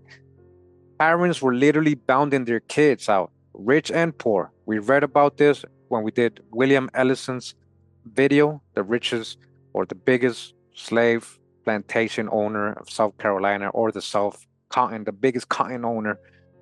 They did this. This is very a custom of that day. This is how they went and learned the trade. It wasn't just slavery. This is how they learned the trade. Okay, so it says here that he bound to prominent white family. We don't know if they were so-called white, right? Montgomery was bound to a man by the name of Greathouse. Listen, that's where he took the name from. He probably admired these people. Montgomery was bound to a man by the name of Greathouse. Now we know why he was living with them at 12 years old, guys. This is big right here. Bound means contract, like an indenture, not slavery. Bayless, Algerina, and Celia to John Kurtz, and Granville, Jerry, and Martha, my mother, to Sheriff Enoch Gore. All right, that's a big one. We're able to solve that mystery. Why he took their names, I just don't know. But he must have admired these people. He must have really admired these people over his parents. Like, really, he didn't like his name. Maybe because his name was tied to, people being poor or whatever, or Indians, or, and, he wanted to be a great house. It just sounded more greater, right? Great house. So she goes on talking about her mom, Martha, one of James Montgomery's sisters, how she also was very big, had power, encountered some trouble, and took care of the trouble. It says here, when my grandmother Lucinda, that we were able to verify Lucinda is Daniel Stapp's daughter, guys. He bought her freedom. He bought her and she moved to Nelson County, Kentucky. So when my grandmother Lucinda died, my mother was between 13 and 14 years old. Just before this happened, she found herself pinned in a lot of her father's farm with a fierce young bull. As the bull rushed at her, she would step aside and strike it on the nose with a flail she had picked up in the lot. She continued this until she beat it into submission. Wow. A real bullfighter. Wow. Incredible story she's talking about her mom. Now listen to this part. It says, my mother's hair was long, black, soft, and wavy. Soft, wavy hair. Listen. Her forehead was high and receding. Her nose was long and straight.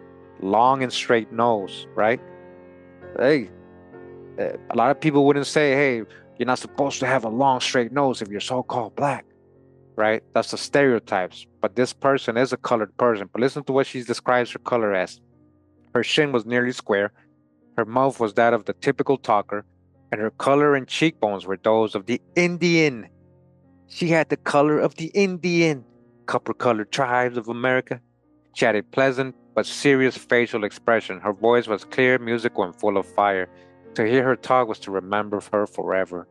Many people who knew her claimed that in brain and soul power she was my superior. I am certain that whatever talent I have came from her. She was a poet, a storyteller, and a maker of plays, and had a witty, humorous, epigrammatic way of putting things. She was also a composer of music. Her love of children, inherited by me, has been the background to my success as a teacher. She taught herself to read and write. She was the first person I ever heard read a book. My training as a storyteller came wholly from her. She was a historian of the family. All right. She inherited her father's love for the fields and woods. So this is her talking about her mom in such a good way, right? It says her honesty was that of strictness type. She said her grandfather Fleming instilled this into all his children. If one cut a branch from a neighbor's tree and he found it out, he would make them return it. She was strict and even severe in her training of me. So this is a great document we found confirming these ancestors to Muhammad Ali. There's like a lot of detail here that you cannot find. This is what I be telling people when I help them out with their genealogy. There's a lot of details. We're just looking at records. There's a lot of details that we don't get. We're missing out on all the details. This is great details. This is a great storytelling. And she's right. She's a great storyteller, right? Here we are in page 11, chapter 16, a little bit on Uncle Montgomery. Remember, this is James Montgomery Greathouse, or Vaughn, right? It says here, it was Uncle Montgomery. Hold on. It says, my mother and Sarah, the beautiful mulatto, were washing quilts. I was standing nearby looking on while they were wiring one of the quilts in the old-fashioned way. A brown-faced, fine-looking soldier came up the alley, a brown-faced, fine-looking soldier. My mother jumped over the washtub and embraced him. It was Uncle Montgomery, all right? That's James Greathouse. Where is Jerry? Asked my mother. He died of poison as the result of eating a pie out of a Taylor barracks, was the answer. I heard that Bayliss had come to the city. Where is he? Martha? Bayliss helped John Kurtz make the first Bardstone and Louisville Pike. You know that he always had weak lungs. Consumption seized him. He came here and died a few months ago. And what about Granville? Montgomery? Granville Martha I have heard nothing from or of Granville, and 30 years passed before they heard anything of him. Uncle Montgomery, as he stood there in his bright soldier uniform, remember he was in the Civil War, could not see far enough ahead to link himself with the tragedy of Uncle Granville's absence. Here Uncle Montgomery took a plain gold ring from his finger and put it on one of my mother's. I wore this ring through the war and have come back without a scratch. You wear it to keep this fact in mind and to teach Joseph here a lesson, said he. This ring is in the family yet and has a history of its own, right? So James Montgomery Greathouse, or Vaughn, had this ring on, a gold ring he wore through the war. He survived. But in that memory, he wanted to pass down to his sister, right? And she wore it. And the lady who's writing this, the descendant of Martha, saying, we still have this ring. That's amazing. That's really amazing. We still have this, right? We know for sure now that Montgomery is Fleming's son, Lucinda's son. So this is pretty cool that we're able to verify this. We're on page 14 of this article. It says chapter 26, Uncle Montgomery, more on James Montgomery Greathouse. This is, again, Muhammad Ali's ancestor. So my Uncle Montgomery's second marriage was to Miss Betsy Alexander, all right, confirming his wife, his ancestor as well. After this marriage, he attended night school until he acquired a good common school education. His efforts to train himself had much to do with the remarkable school record made by his children. Patsy and Herbert died in infancy.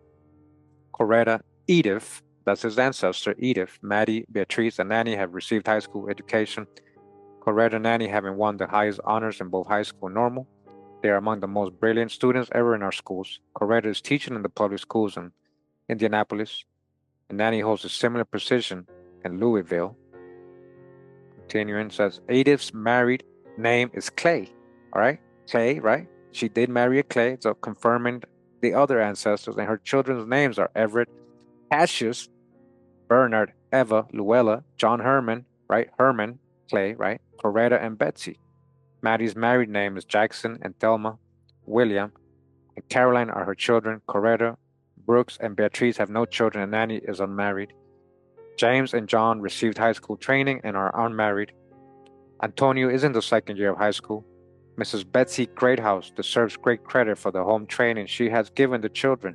She is a small woman physically, but her mental and spiritual influence for good is seen in every child, all right? Little more detail on their families right there, Muhammad Ali's ancestors. All right, so going back to the tree, guys, I mean, that was amazing details and stories. We got confirmations. Again, Fleming's mom, known as a Cherokee Indian, whatever that could be. That could be so many other Indian tribes, We did confirm Daniel Stapp as being the dad for Lucinda Stapp, you know. That's a fact. It's in that record, family members' oral history, written in that article that we were reading. Let's see this hint right here. All right, it's just confirming some other family, right?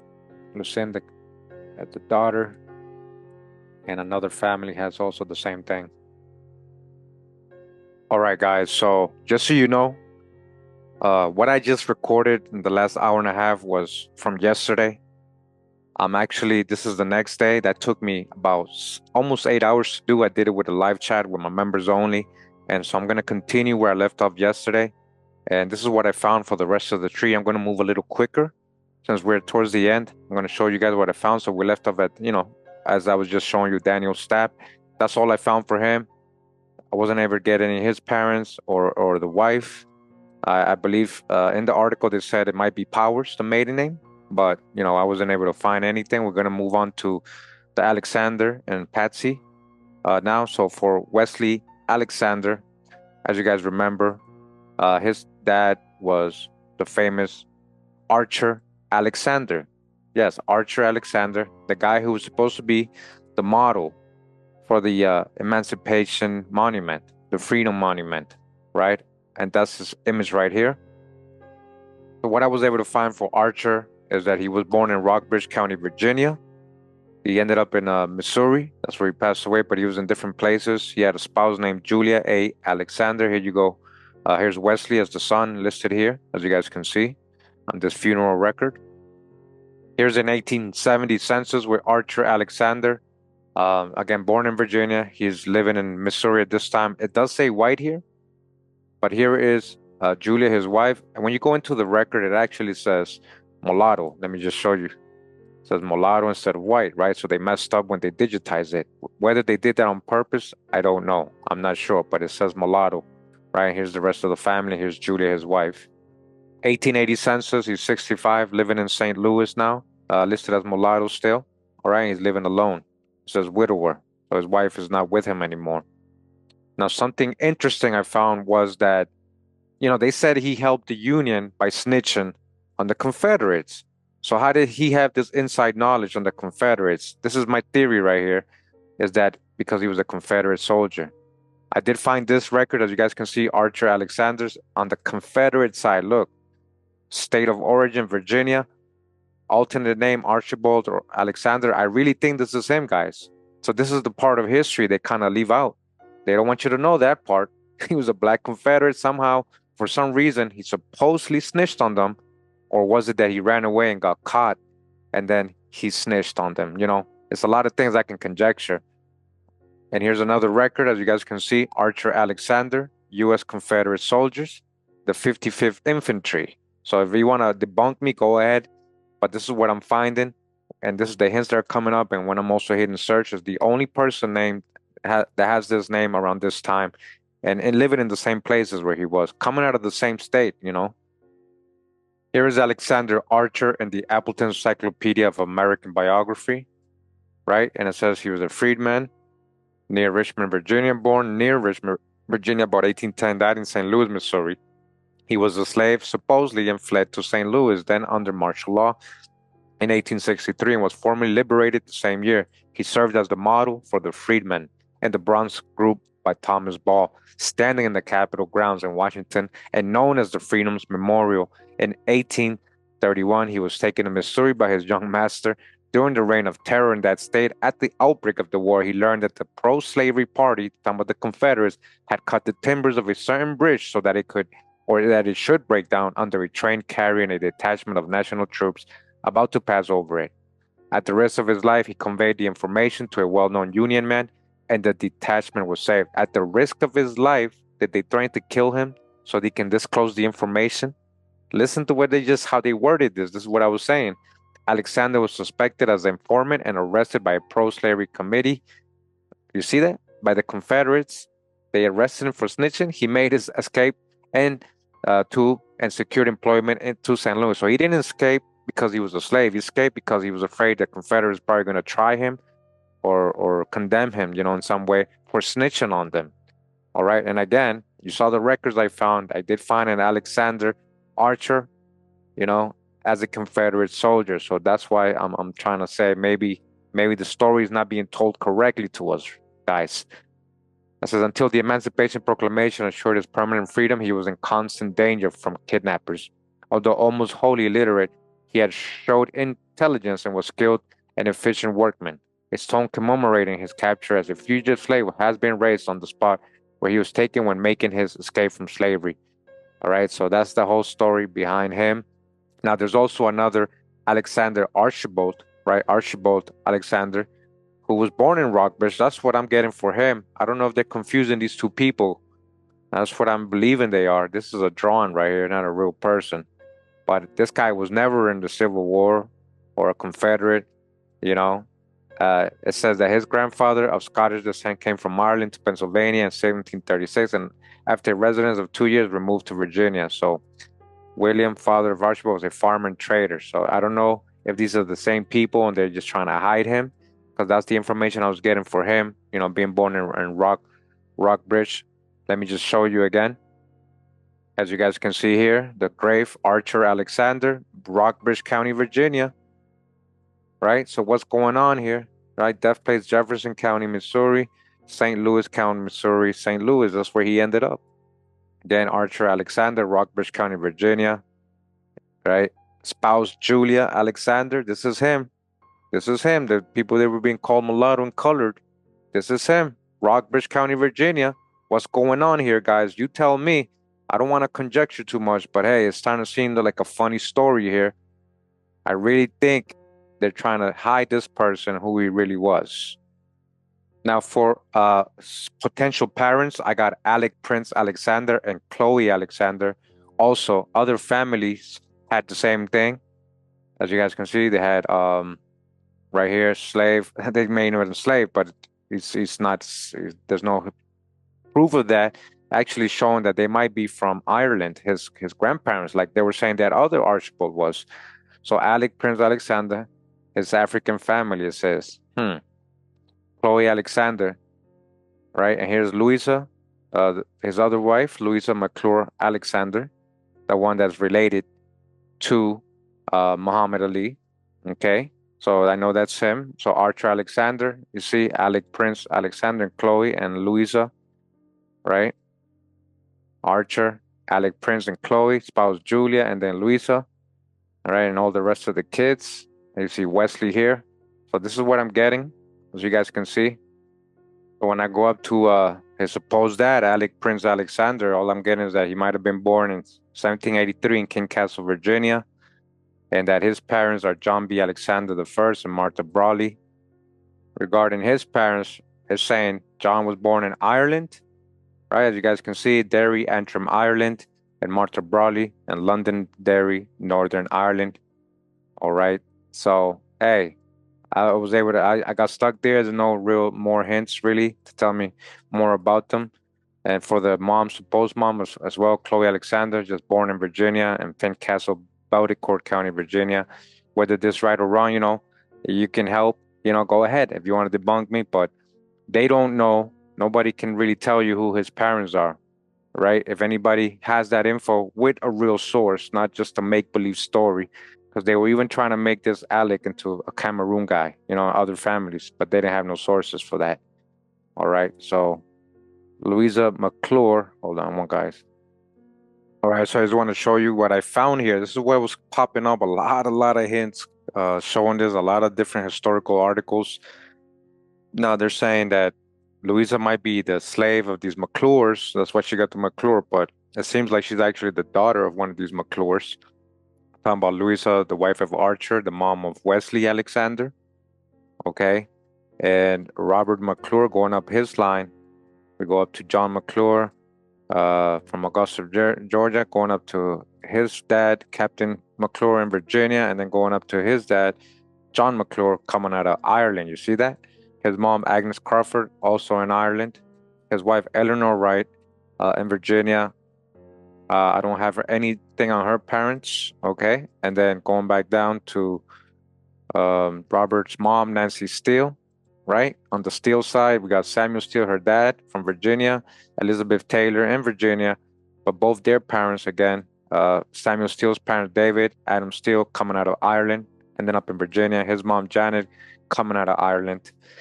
Elizabeth Taylor, his wife, her dad, Joseph Taylor, in Virginia, and then Elizabeth Taylor, her mom, from the Dishley Plantation, Northumberland County, Virginia. So for Joseph Zachary Taylor's parents, I got Colonel James Walker Taylor II of the House of Burgesses from Virginia, Knight of the Golden Horseshoe, veteran of the French and Indian Wars. And then his parents, Colonel Thomas John Taylor II. That's where I ended up in Virginia, Rappahannock, right? 1657. His wife, Sarah Ann Vesey, also in Northumberland, Virginia. That's where I stopped. His wife, Martha Thompson from England. All right. So it's Joseph Zachary's mom, Taylor from England. His wife, Elizabeth Taylor Lee. Her dad, Hancock Lee, in Virginia, 1653 born. That's what it says here. And Sarah Allerton from Westmoreland County, Virginia, 1670. All right, that's as far as I got on them. Okay, going back all the way down when it comes to Louisa's mom, Sophia Campbell, right? I got her dad, Samuel, from coming out of Rockbridge County, Virginia. Her mom, Sarah Alexander. There goes another Alexander, also in Rockbridge Colonial, Virginia, going up the Campbell line. His dad, Captain Charles Campbell, Rockbridge, Virginia. All right, and then his dad, Captain Charles McCoy Campbell from Ulster, Northern Ireland. Okay, and his mom, Mary Ann Trotter from Derry, Ireland. Going to his wife, Mary Ann Dowley from Rockbridge, Virginia. Her dad, Samuel Elliott Dowley from Ireland, ended up in Virginia, right? And her mom, Martha Rebecca McFeeters from Northern Ireland as well. Okay, going to his wife, actually going to Sarah's parents. That was her husband Samuel's family. So going to her family's, his wife, sorry, Sarah Alexander. Her dad, William Alexander from Pennsylvania. Ended up in Virginia. Her mom is Agnes Reed from Nelson, Virginia. Okay. For him, I got William Alexander's parents as Archibald Alexander. Look, the name again, coming out of Ulster, Donegal, Ireland. So it's kind of weird that the name is a very prominent name, I guess, in this family, the Alexanders, right? And then his mom is Margaret Parks Alexander from Donegal, Ulster, Ireland as well. For Agnes Reed, his wife, she was in Nelson County, Virginia. Again, her dad, Nathan A. Reed from down Ulster, Ireland. All these Irish people, right? And his wife, Sarah L. Lauder from down Northern Ireland, United Kingdom, it says. Or probably Ireland too, they put United Kingdom. But, that's what I got for his wife, Louisa's family line, okay? That's what I'm getting. Anybody think I'm wrong, I'm willing to say I'm wrong and just see your sources and see why I'm wrong and what you got, right? But that's what kept popping up, and that's what I got here. And McClure, we know the McClures and all these Campbells. I know there's a lot of Black Irish with those names. I know, trust me. All right, so going back down to Archer, going into Wesley and his wife, Patsy Hopkins. And we actually read this already, that her dad was Jesse Hopkins. That's what I got, coming out of Kentucky, and that's where I stopped. I wasn't able to find his parents. His wife, Betsy Fry Lawrence Hopkins from Danville, Boyle, Kentucky, United States. And that's as much as I got for her. Actually, I got her mom that kept popping up, Jenny Fry from Albemarle County, Virginia. And that's about it. Actually, I forget. I got her mom, Betty Fry from Hardware River, Albemarle County, Virginia. Yeah, and that's all I got that far for Betty Fry on that part, on the Frys, which was Patsy's great-grandparents. Okay. And if you guys remember, Patsy and Wesley were the parents of Betsy Jane Alexander, right? Cassius or Muhammad Ali's great grandparents, right? And then we were where we go on, moving on to the tree. We had Abraham, if you guys remember, coming out of Ennis, Ireland, right? Mariah, the mom, Walker, her parents, Lewis Walker and Amanda Brooks. That's as far as I got with them guys. Now it's gonna get a little interesting here with the Moreheads. Morehead, they try to make, they try to say Armstead was white and Dina the slave. So, I guess we can go with that. I always like to, keep an open mind to, to these people, possibly being people of color. So his dad, Thomas Morehead's dad, where we had left off, and we had left off with Armstead, right? We got a whole line with him. I just want to show you that. I was able to find his parents. His dad is Priestley Leland Morehead. Let's just go up his line real quick, right? His dad was Captain Charles Robert Morehead from Prince William, Virginia, okay? And we go up his line. That's about it. His mom, Mary Norman Turner from Gloucester, Virginia, and her dad, James Thomas Turner, Halifax, Virginia. Going up his line, we got Colonel Thomas James Turner coming out of England. All right, coming out of England, those Turners on this side, and his mom from England as well, Elizabeth Turner. Right, his wife, Karen Hopwood Norman, right, was living in Halifax, Virginia. That's where she was born. And there's a whole story with her in this statue right here. Her parents are Isaac Norman from Spotsville, Halifax, Virginia, born in 1682. Her mom, Frances Courtney, right, born in 1684 from Spotsville, Virginia. Going up Isaac, we got Joseph, George Norman, Gloucester, Virginia. And now we got George Norman, his parents, as you guys can see, coming out of England, his dad, and his mom, Johanna Brame, also coming out of Ipswich, Suffolk, England. All right, so that's something we just got right now. All right, on his wife's part, Joseph's wife's Matilda Tolson. She was from Gloucester, Virginia. Her parents, John Tolson, coming out of England. John George Tolson, born in 1587. And her mom, Anne Van Case, from Darley, Derbyshire, England. Okay, so going back down to Isaac, opening up his wife, Frances Courtney, which was born in Spotsville, Virginia. Her dad, John James Courtney, from Copel Parish, Westmoreland, Virginia. John James Courtney's parents are, again, same name, John James Courtney, Senior. He's from Powderham Castle, Powderham, Devon, England. All right. His mom, Mary Dine Lane Courtney, from Worcestershire, England. Going back down to him and his wife, Mary Jenkins, right? So for Mary Jenkins, I got her parents as Nicholas Frank Jenkins, immigrant from England, purely Essex, England, born in 1625, ended up in Westmoreland County, Virginia. His wife, Lady Anne Amos Jenkins, Lady Anne Amos, right? Immigrant also from Ogle Castle, Ogle, Northumberland, England. All right, so we go back down, all the way down to James Duncan, and we go to his wife, Bathsheba Menifee, who was from Culpeper, Virginia. Her parents, William Menifee, Culpeper County, Virginia, born in 1750. We go up his line. His dad, Gerard Menifee, from Montgomery, Virginia, born in 1721. And we got his parents as William Randall Menifee, Judge, born 1664, it says in Virginia. That's pretty early, and that's as far as I got on that side. And his wife, Mary James, from St. George Parish, Pottsville, Bania, Virginia. Okay, that's as far as I got. Now, Jared's wife, very interesting what I found here, guys. All right, check it out.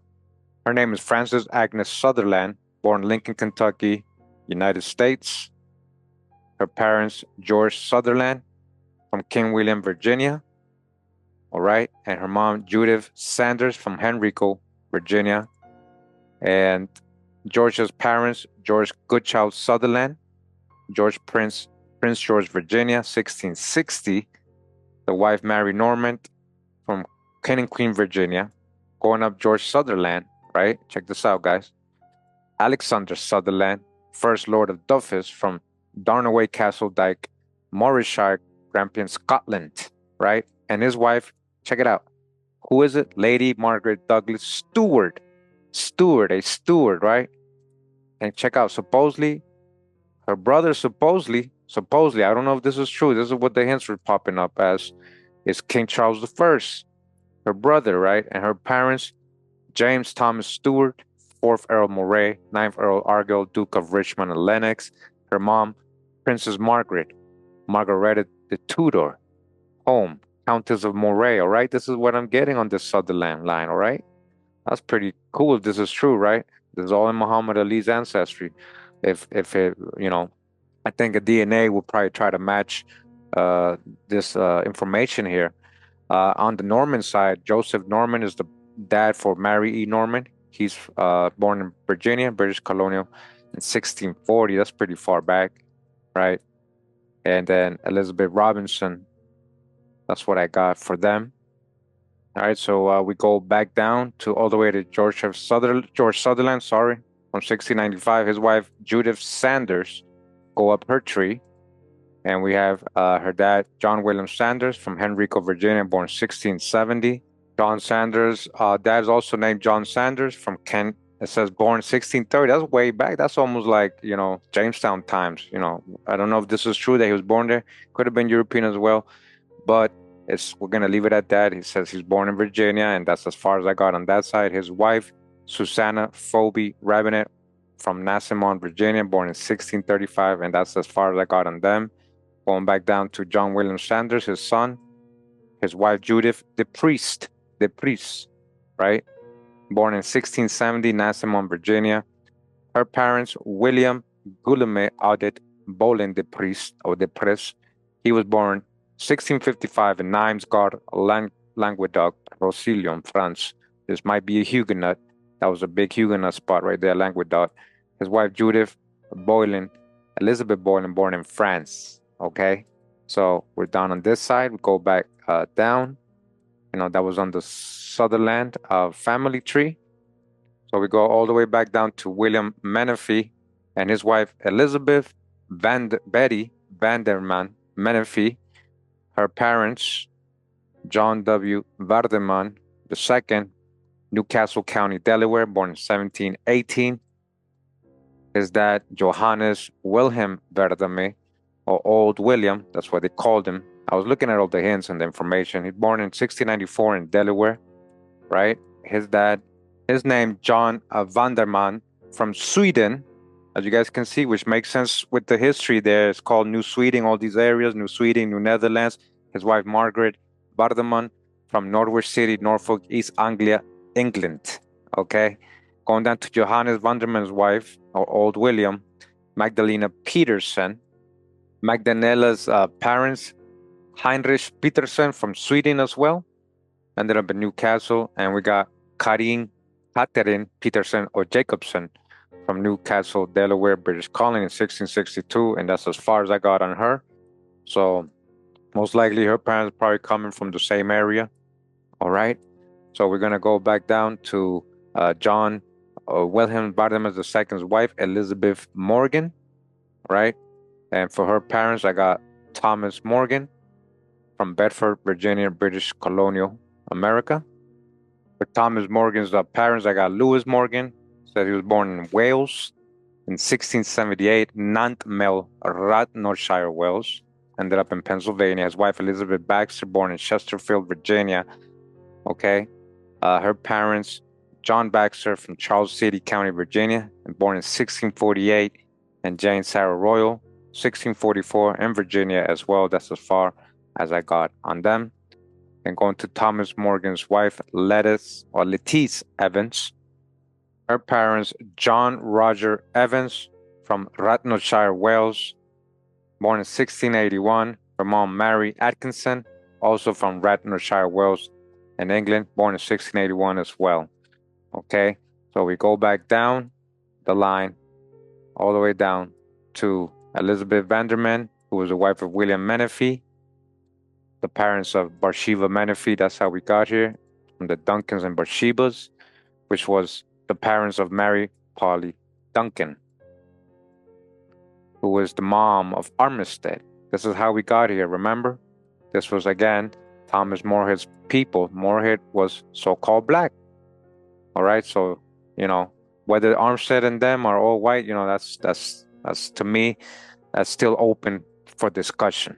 So all those people we just heard about. So again, Dina's supposed to be the slave. All we got from her is she's from Logan County, Kentucky, right? Dina Morehead. But going back down to Thomas Morehead, we had Elizabeth Bibb as his wife, and again Abraham Bibb, and that's as far as we got on him, from Logan, Kentucky, and Rachel Craw, Logan, Kentucky, 1838 is her mom. Her parents, James Craw from Kentucky, and Martha Klein, and that's as far as I got on both of them, as you guys can see. Okay, going back down from them, this brings us to Bertie Bell Morehead, and as you guys can see, we have done the whole tree. We go back down to her husband, John Lewis Grady, who is the parents of Odessa. So all those people we just got into when it came to those royal people, all those people in Delaware and Sweden and England and Wales, that was on her mom's side. When it came to Cassius Clay on the paternal side, we got those Alexanders and the Vaughns and all that. Okay, so you guys can have a reference. And again, that was the tree for Cassius Clay. But we got to dismount before we go, guys. I want to read something to you. Before we go, I want to read something to you so you can see the hijack. I found this article. It's from 1980, an archived page from the New York Times. And I'm going to read this to you, okay? Regarding Ali's ancestors on this article. It's going to show some hijack. I want just to point out before we go, okay? So supposedly they interviewed him, they interviewed, Muhammad Ali. And in this paragraph right here, it says, I never knew much about my ancestors until now. It makes me proud to learn something about them, about people like Thomas Morehead. Remember, we just went up the Moreheads, honest, hardworking people, strong people. When I'm gone, I want my grandchildren and great-grandchildren to give me credit for what I did. And in the same way, I'm happy to know about my ancestors so I can give them credit. Ali studied a faded photograph of Tom and Lizzie Morehead, two of his great-grandparents. He listened intently as a reporter told him stories of slaves and free blacks who returned to Africa. Gosh, the hijack. The reporter's telling him that, right? Or fought for the Union in the Civil War, or struggled against racial discrimination after the war. He heard the facts and the circumstantial evidence that linked blacks and whites as victims and aggressors as victims and aggressors, both black and white, right? As friends and enemies, both black and white, right? As literal and figurative brothers. Who? Both blacks and whites, right? Brothers and sisters. These long-forgotten ancestors penetrated his consciousness. Their lives were a revelation to him. He was fascinated by them, drawn to them. They too had fought on against heavy odds, and some of them had prevailed, if only in modest ways. He sensed a kinship, a connection that bridged the generations, right? All that stuff we just saw right in the street. I've heard about Henry Clay and Cassius Clay, about the slave owners and all Muhammad Ali said at last. But this is the first time I've heard much about my black ancestors. So he's saying, remember, he's trying to make Henry a so-called white man, right? Right? That's what they told him. That's what he thought. He thought he got his name. This guy has the Clay name, he thought he got it from a so-called white man, right? But he said, I want to know about my black ancestors. I don't know much about them. I'm proud and honored for them to be recognized. Someday I'd like to dig up everything that can be found about all the people I'm descended from. This is what we just did, guys. So I wonder if his kids or somebody in his family acknowledges what we did and, lives out what he's saying right here. Like, acknowledges it, right? Because I don't think he understood the whole full story, all the details. And he didn't dodge the hijack with a lot of the African slave stories and white European stuff, right? After 2 tumultuous decades of national and international exposure, Muhammad Ali is certainly one of the best-known personalities in the world and in the eyes of millions. He may also be the most respected. Many rank him as the best boxer in history, all right? So going ahead, it says, and yet for all that has been written about Ali, little is known of his ancestry. Well, we just did it, guys. Sports writers and biographers have told of the brash and cocky black kid who rose from the segregated streets of Louisville, Kentucky, to seize attention in the ring. They may have noticed that he was born in January 18, 1942, the first son of Cassius Clay, right? Now, look it down here. He's saying a sign painter in Odessa, Grady Clay, and that he was given the name of his father. Some writers pointing to the fact that one of the most notorious white men in 19th century Kentucky was a firebrand abolitionist and gentleman warrior named Cassius Marcellus Clay, have suggested that the Louisville boxer was a worthy successor to the name. So we didn't run into this supposed Cassius Marcellus Clay, unless this is grand uncle that we don't know about, but that was a black man, right? It wasn't a white man. So I didn't run into this, right? We didn't run into this so-called white abolitionist Cassius Marcellus Clay, guys. I just want you to point that out, right? One biographer, John Cottrell, also wrote that there was a family claim that the young fighter was the great-grandson of Henry Clay, the famous Kentucky senator and presidential candidate of the mid-1800s, who tried in vain to lead the nation away from civil war, and that was false. Right, guys? I actually proved that. This is who they're talking about here. They're trying to make him this guy, right? When this guy was born in 1837. Let me just show you. John Henry Clay, born in 1837. We don't know his parents. He's coming out of Virginia. We know that they try to mix him up with this guy's son. They try to mix him up with this guy's son, who was Henry Clay Jr., has not related to him.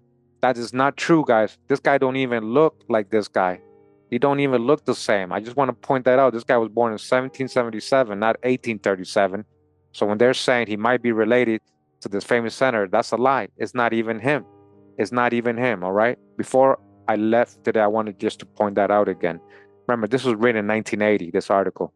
But those assertions were made without attribution or proof. All right, there's no proof of that, and we just proved that's wrong. We proved as wrong. So get that out your head. The gap between the white Clay family in the 19th century and Muhammad Ali's father, a gap of at least 2 generations, was never bridged. This is what I was just saying. That other Henry Clay, who is the senator, right? The senator, this guy, had a son named Henry Clay, but it's not the same as John Henry Clay, which is Muhammad Ali's great-grandfather. It's not the same person.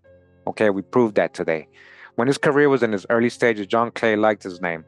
Even though he had learned that Clays had been slave owners, he liked his name. But what happened? Elijah Muhammad told him it's the white man's slave owner's name. Don't you think it's a beautiful name, he said? He used to say to interviewers, said it out loud, Cassius Marcellus Clay. Then in 1964, he joined the Nation of Islam and became Muhammad Ali, renouncing Cassius Marcellus Clay as a slave name. All right? You see what I'm saying? So that's wrong. All right? That's wrong. So he went, listen to this. In 1974, during a visit to Capitol in Washington, he stood before a statue of Henry Clay and joked. So that's what the great-great-grandfather looked like. See?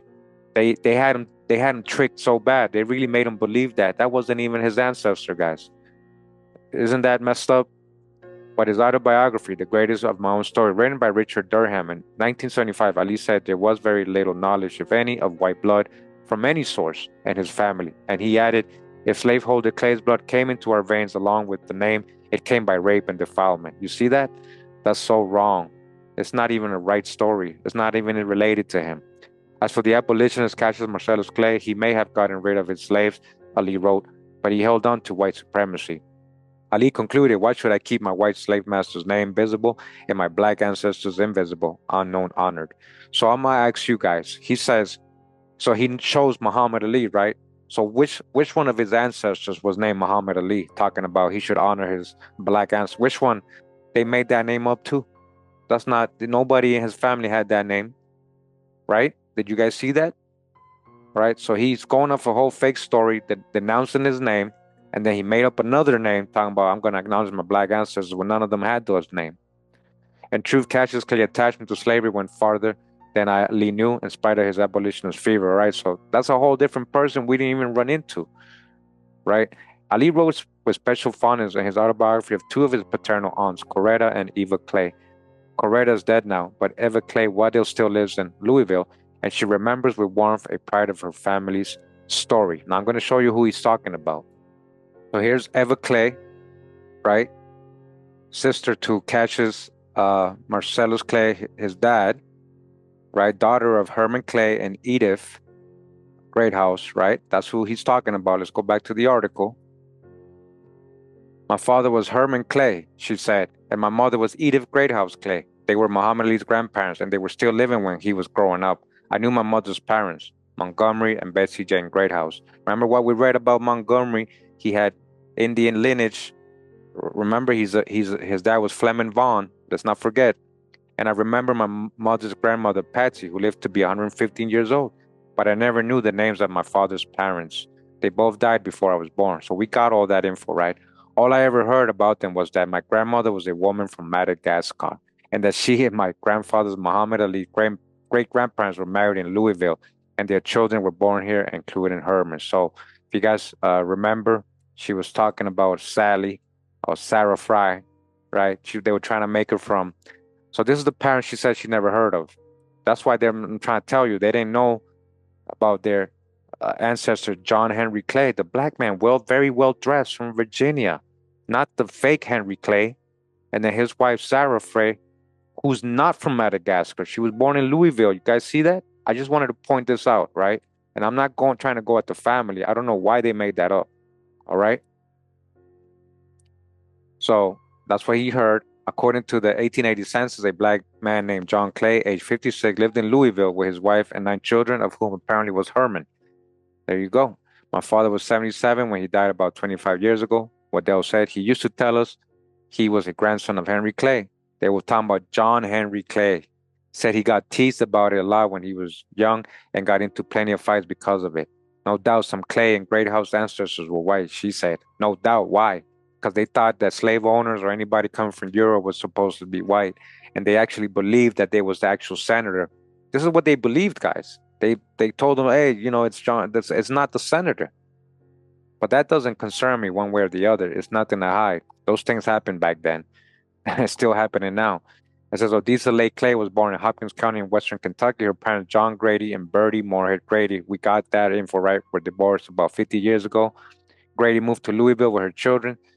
Odessa eventually met and married Cassius Marcellus Clay. Little is known about the Grady side of the family. I mean, we just did it, right? Except that a cousin of Muhammad Ali recalls hearing that John Grady's father was born to a black woman and a white Irishman. We're talking about Abe Grady. He wasn't white. He was listed colored on his death certificate, right? Named Grady, or perhaps O'Grady. But the Moreheads, the parents of Bertie Morehead Grady, the grandparents of Odessa Grady Clay, the great-grandparents of Muhammad Ali are another story. The Moreheads were special. Gilly, are they very, very special? That's where we got all those lines, even the Stuarts and all that.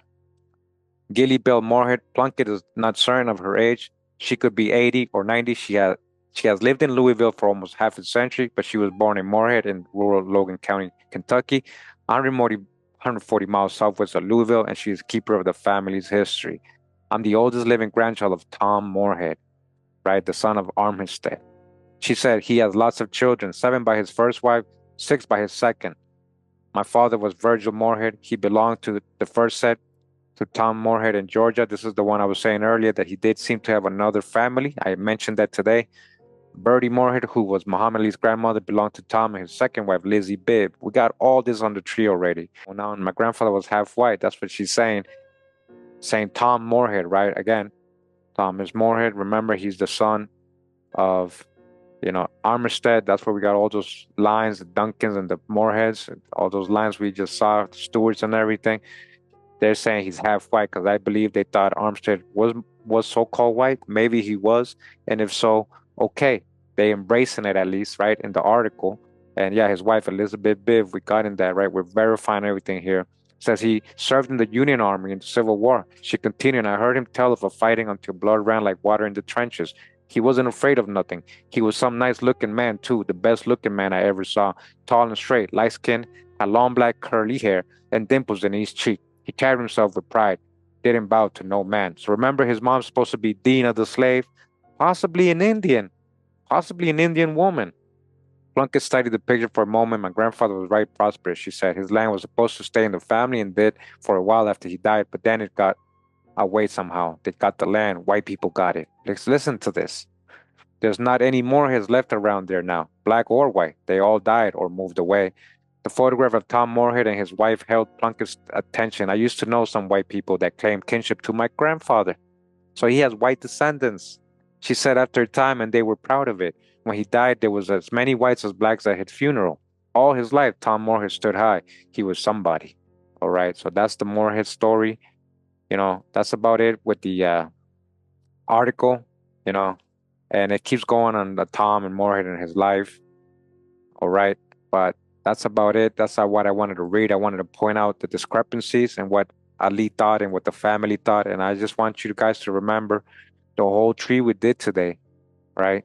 We did Ali's tree, so many ancestors on both lines, you know. I hope you guys enjoyed this presentation, this genealogy of Muhammad Ali. Again, one of the best boxers ever to exist, Muhammad Ali. One of the best heavyweights, actually. I think him and Lennox Lewis, right? Him and Lennox Lewis is one of the best, right? Here's a young picture of Ali. Wow, look at this one, guys. A very young picture of Muhammad Ali. I guess we'll go off with this one. Yeah. So this wasn't easy, guys. It was a lot of work. It took me 2 whole days to actually do this. And that's literally working all day, like working all day, not just a couple hours. I worked on this yesterday all day and today all day. All right. So I hope you guys enjoy it. I do it fast because, I got to get other videos done. I got to do other work. I can't just stay on one person, but I wanted to do another episode of genealogical stories. And I wanted to do Muhammad Ali, who's a very famous person. And I want you guys to see how complex his genealogy is. And also to see the hijacks with the good stuff, the bad stuff with the good stuff. And you guys can see now. All right. I hope you enjoyed this presentation. Thank you for sticking around, these last 2 hours with me. Appreciate you guys taking the time to do that. I'll give you your time back today. And, honor and respect to, Ali and what he stood for, because when it came to, fighting for the rights of Black folks, he was really, really heavy on that. Talking about a heavyweight, he was a heavyweight in that, He stood his ground, So honor and respect to Cassius Marcellus Clay. I think that, unfortunately, him changing the name thinking it was a bad thing. These are your names, guys. Don't always think white man or that everybody's getting raped. I know these stories are out there, but there might be more to it. I hope you guys look into the details of your family and your genealogy. Thanks for tuning in once again. Much love and respect. Pura vida, mi gente. Hawaii.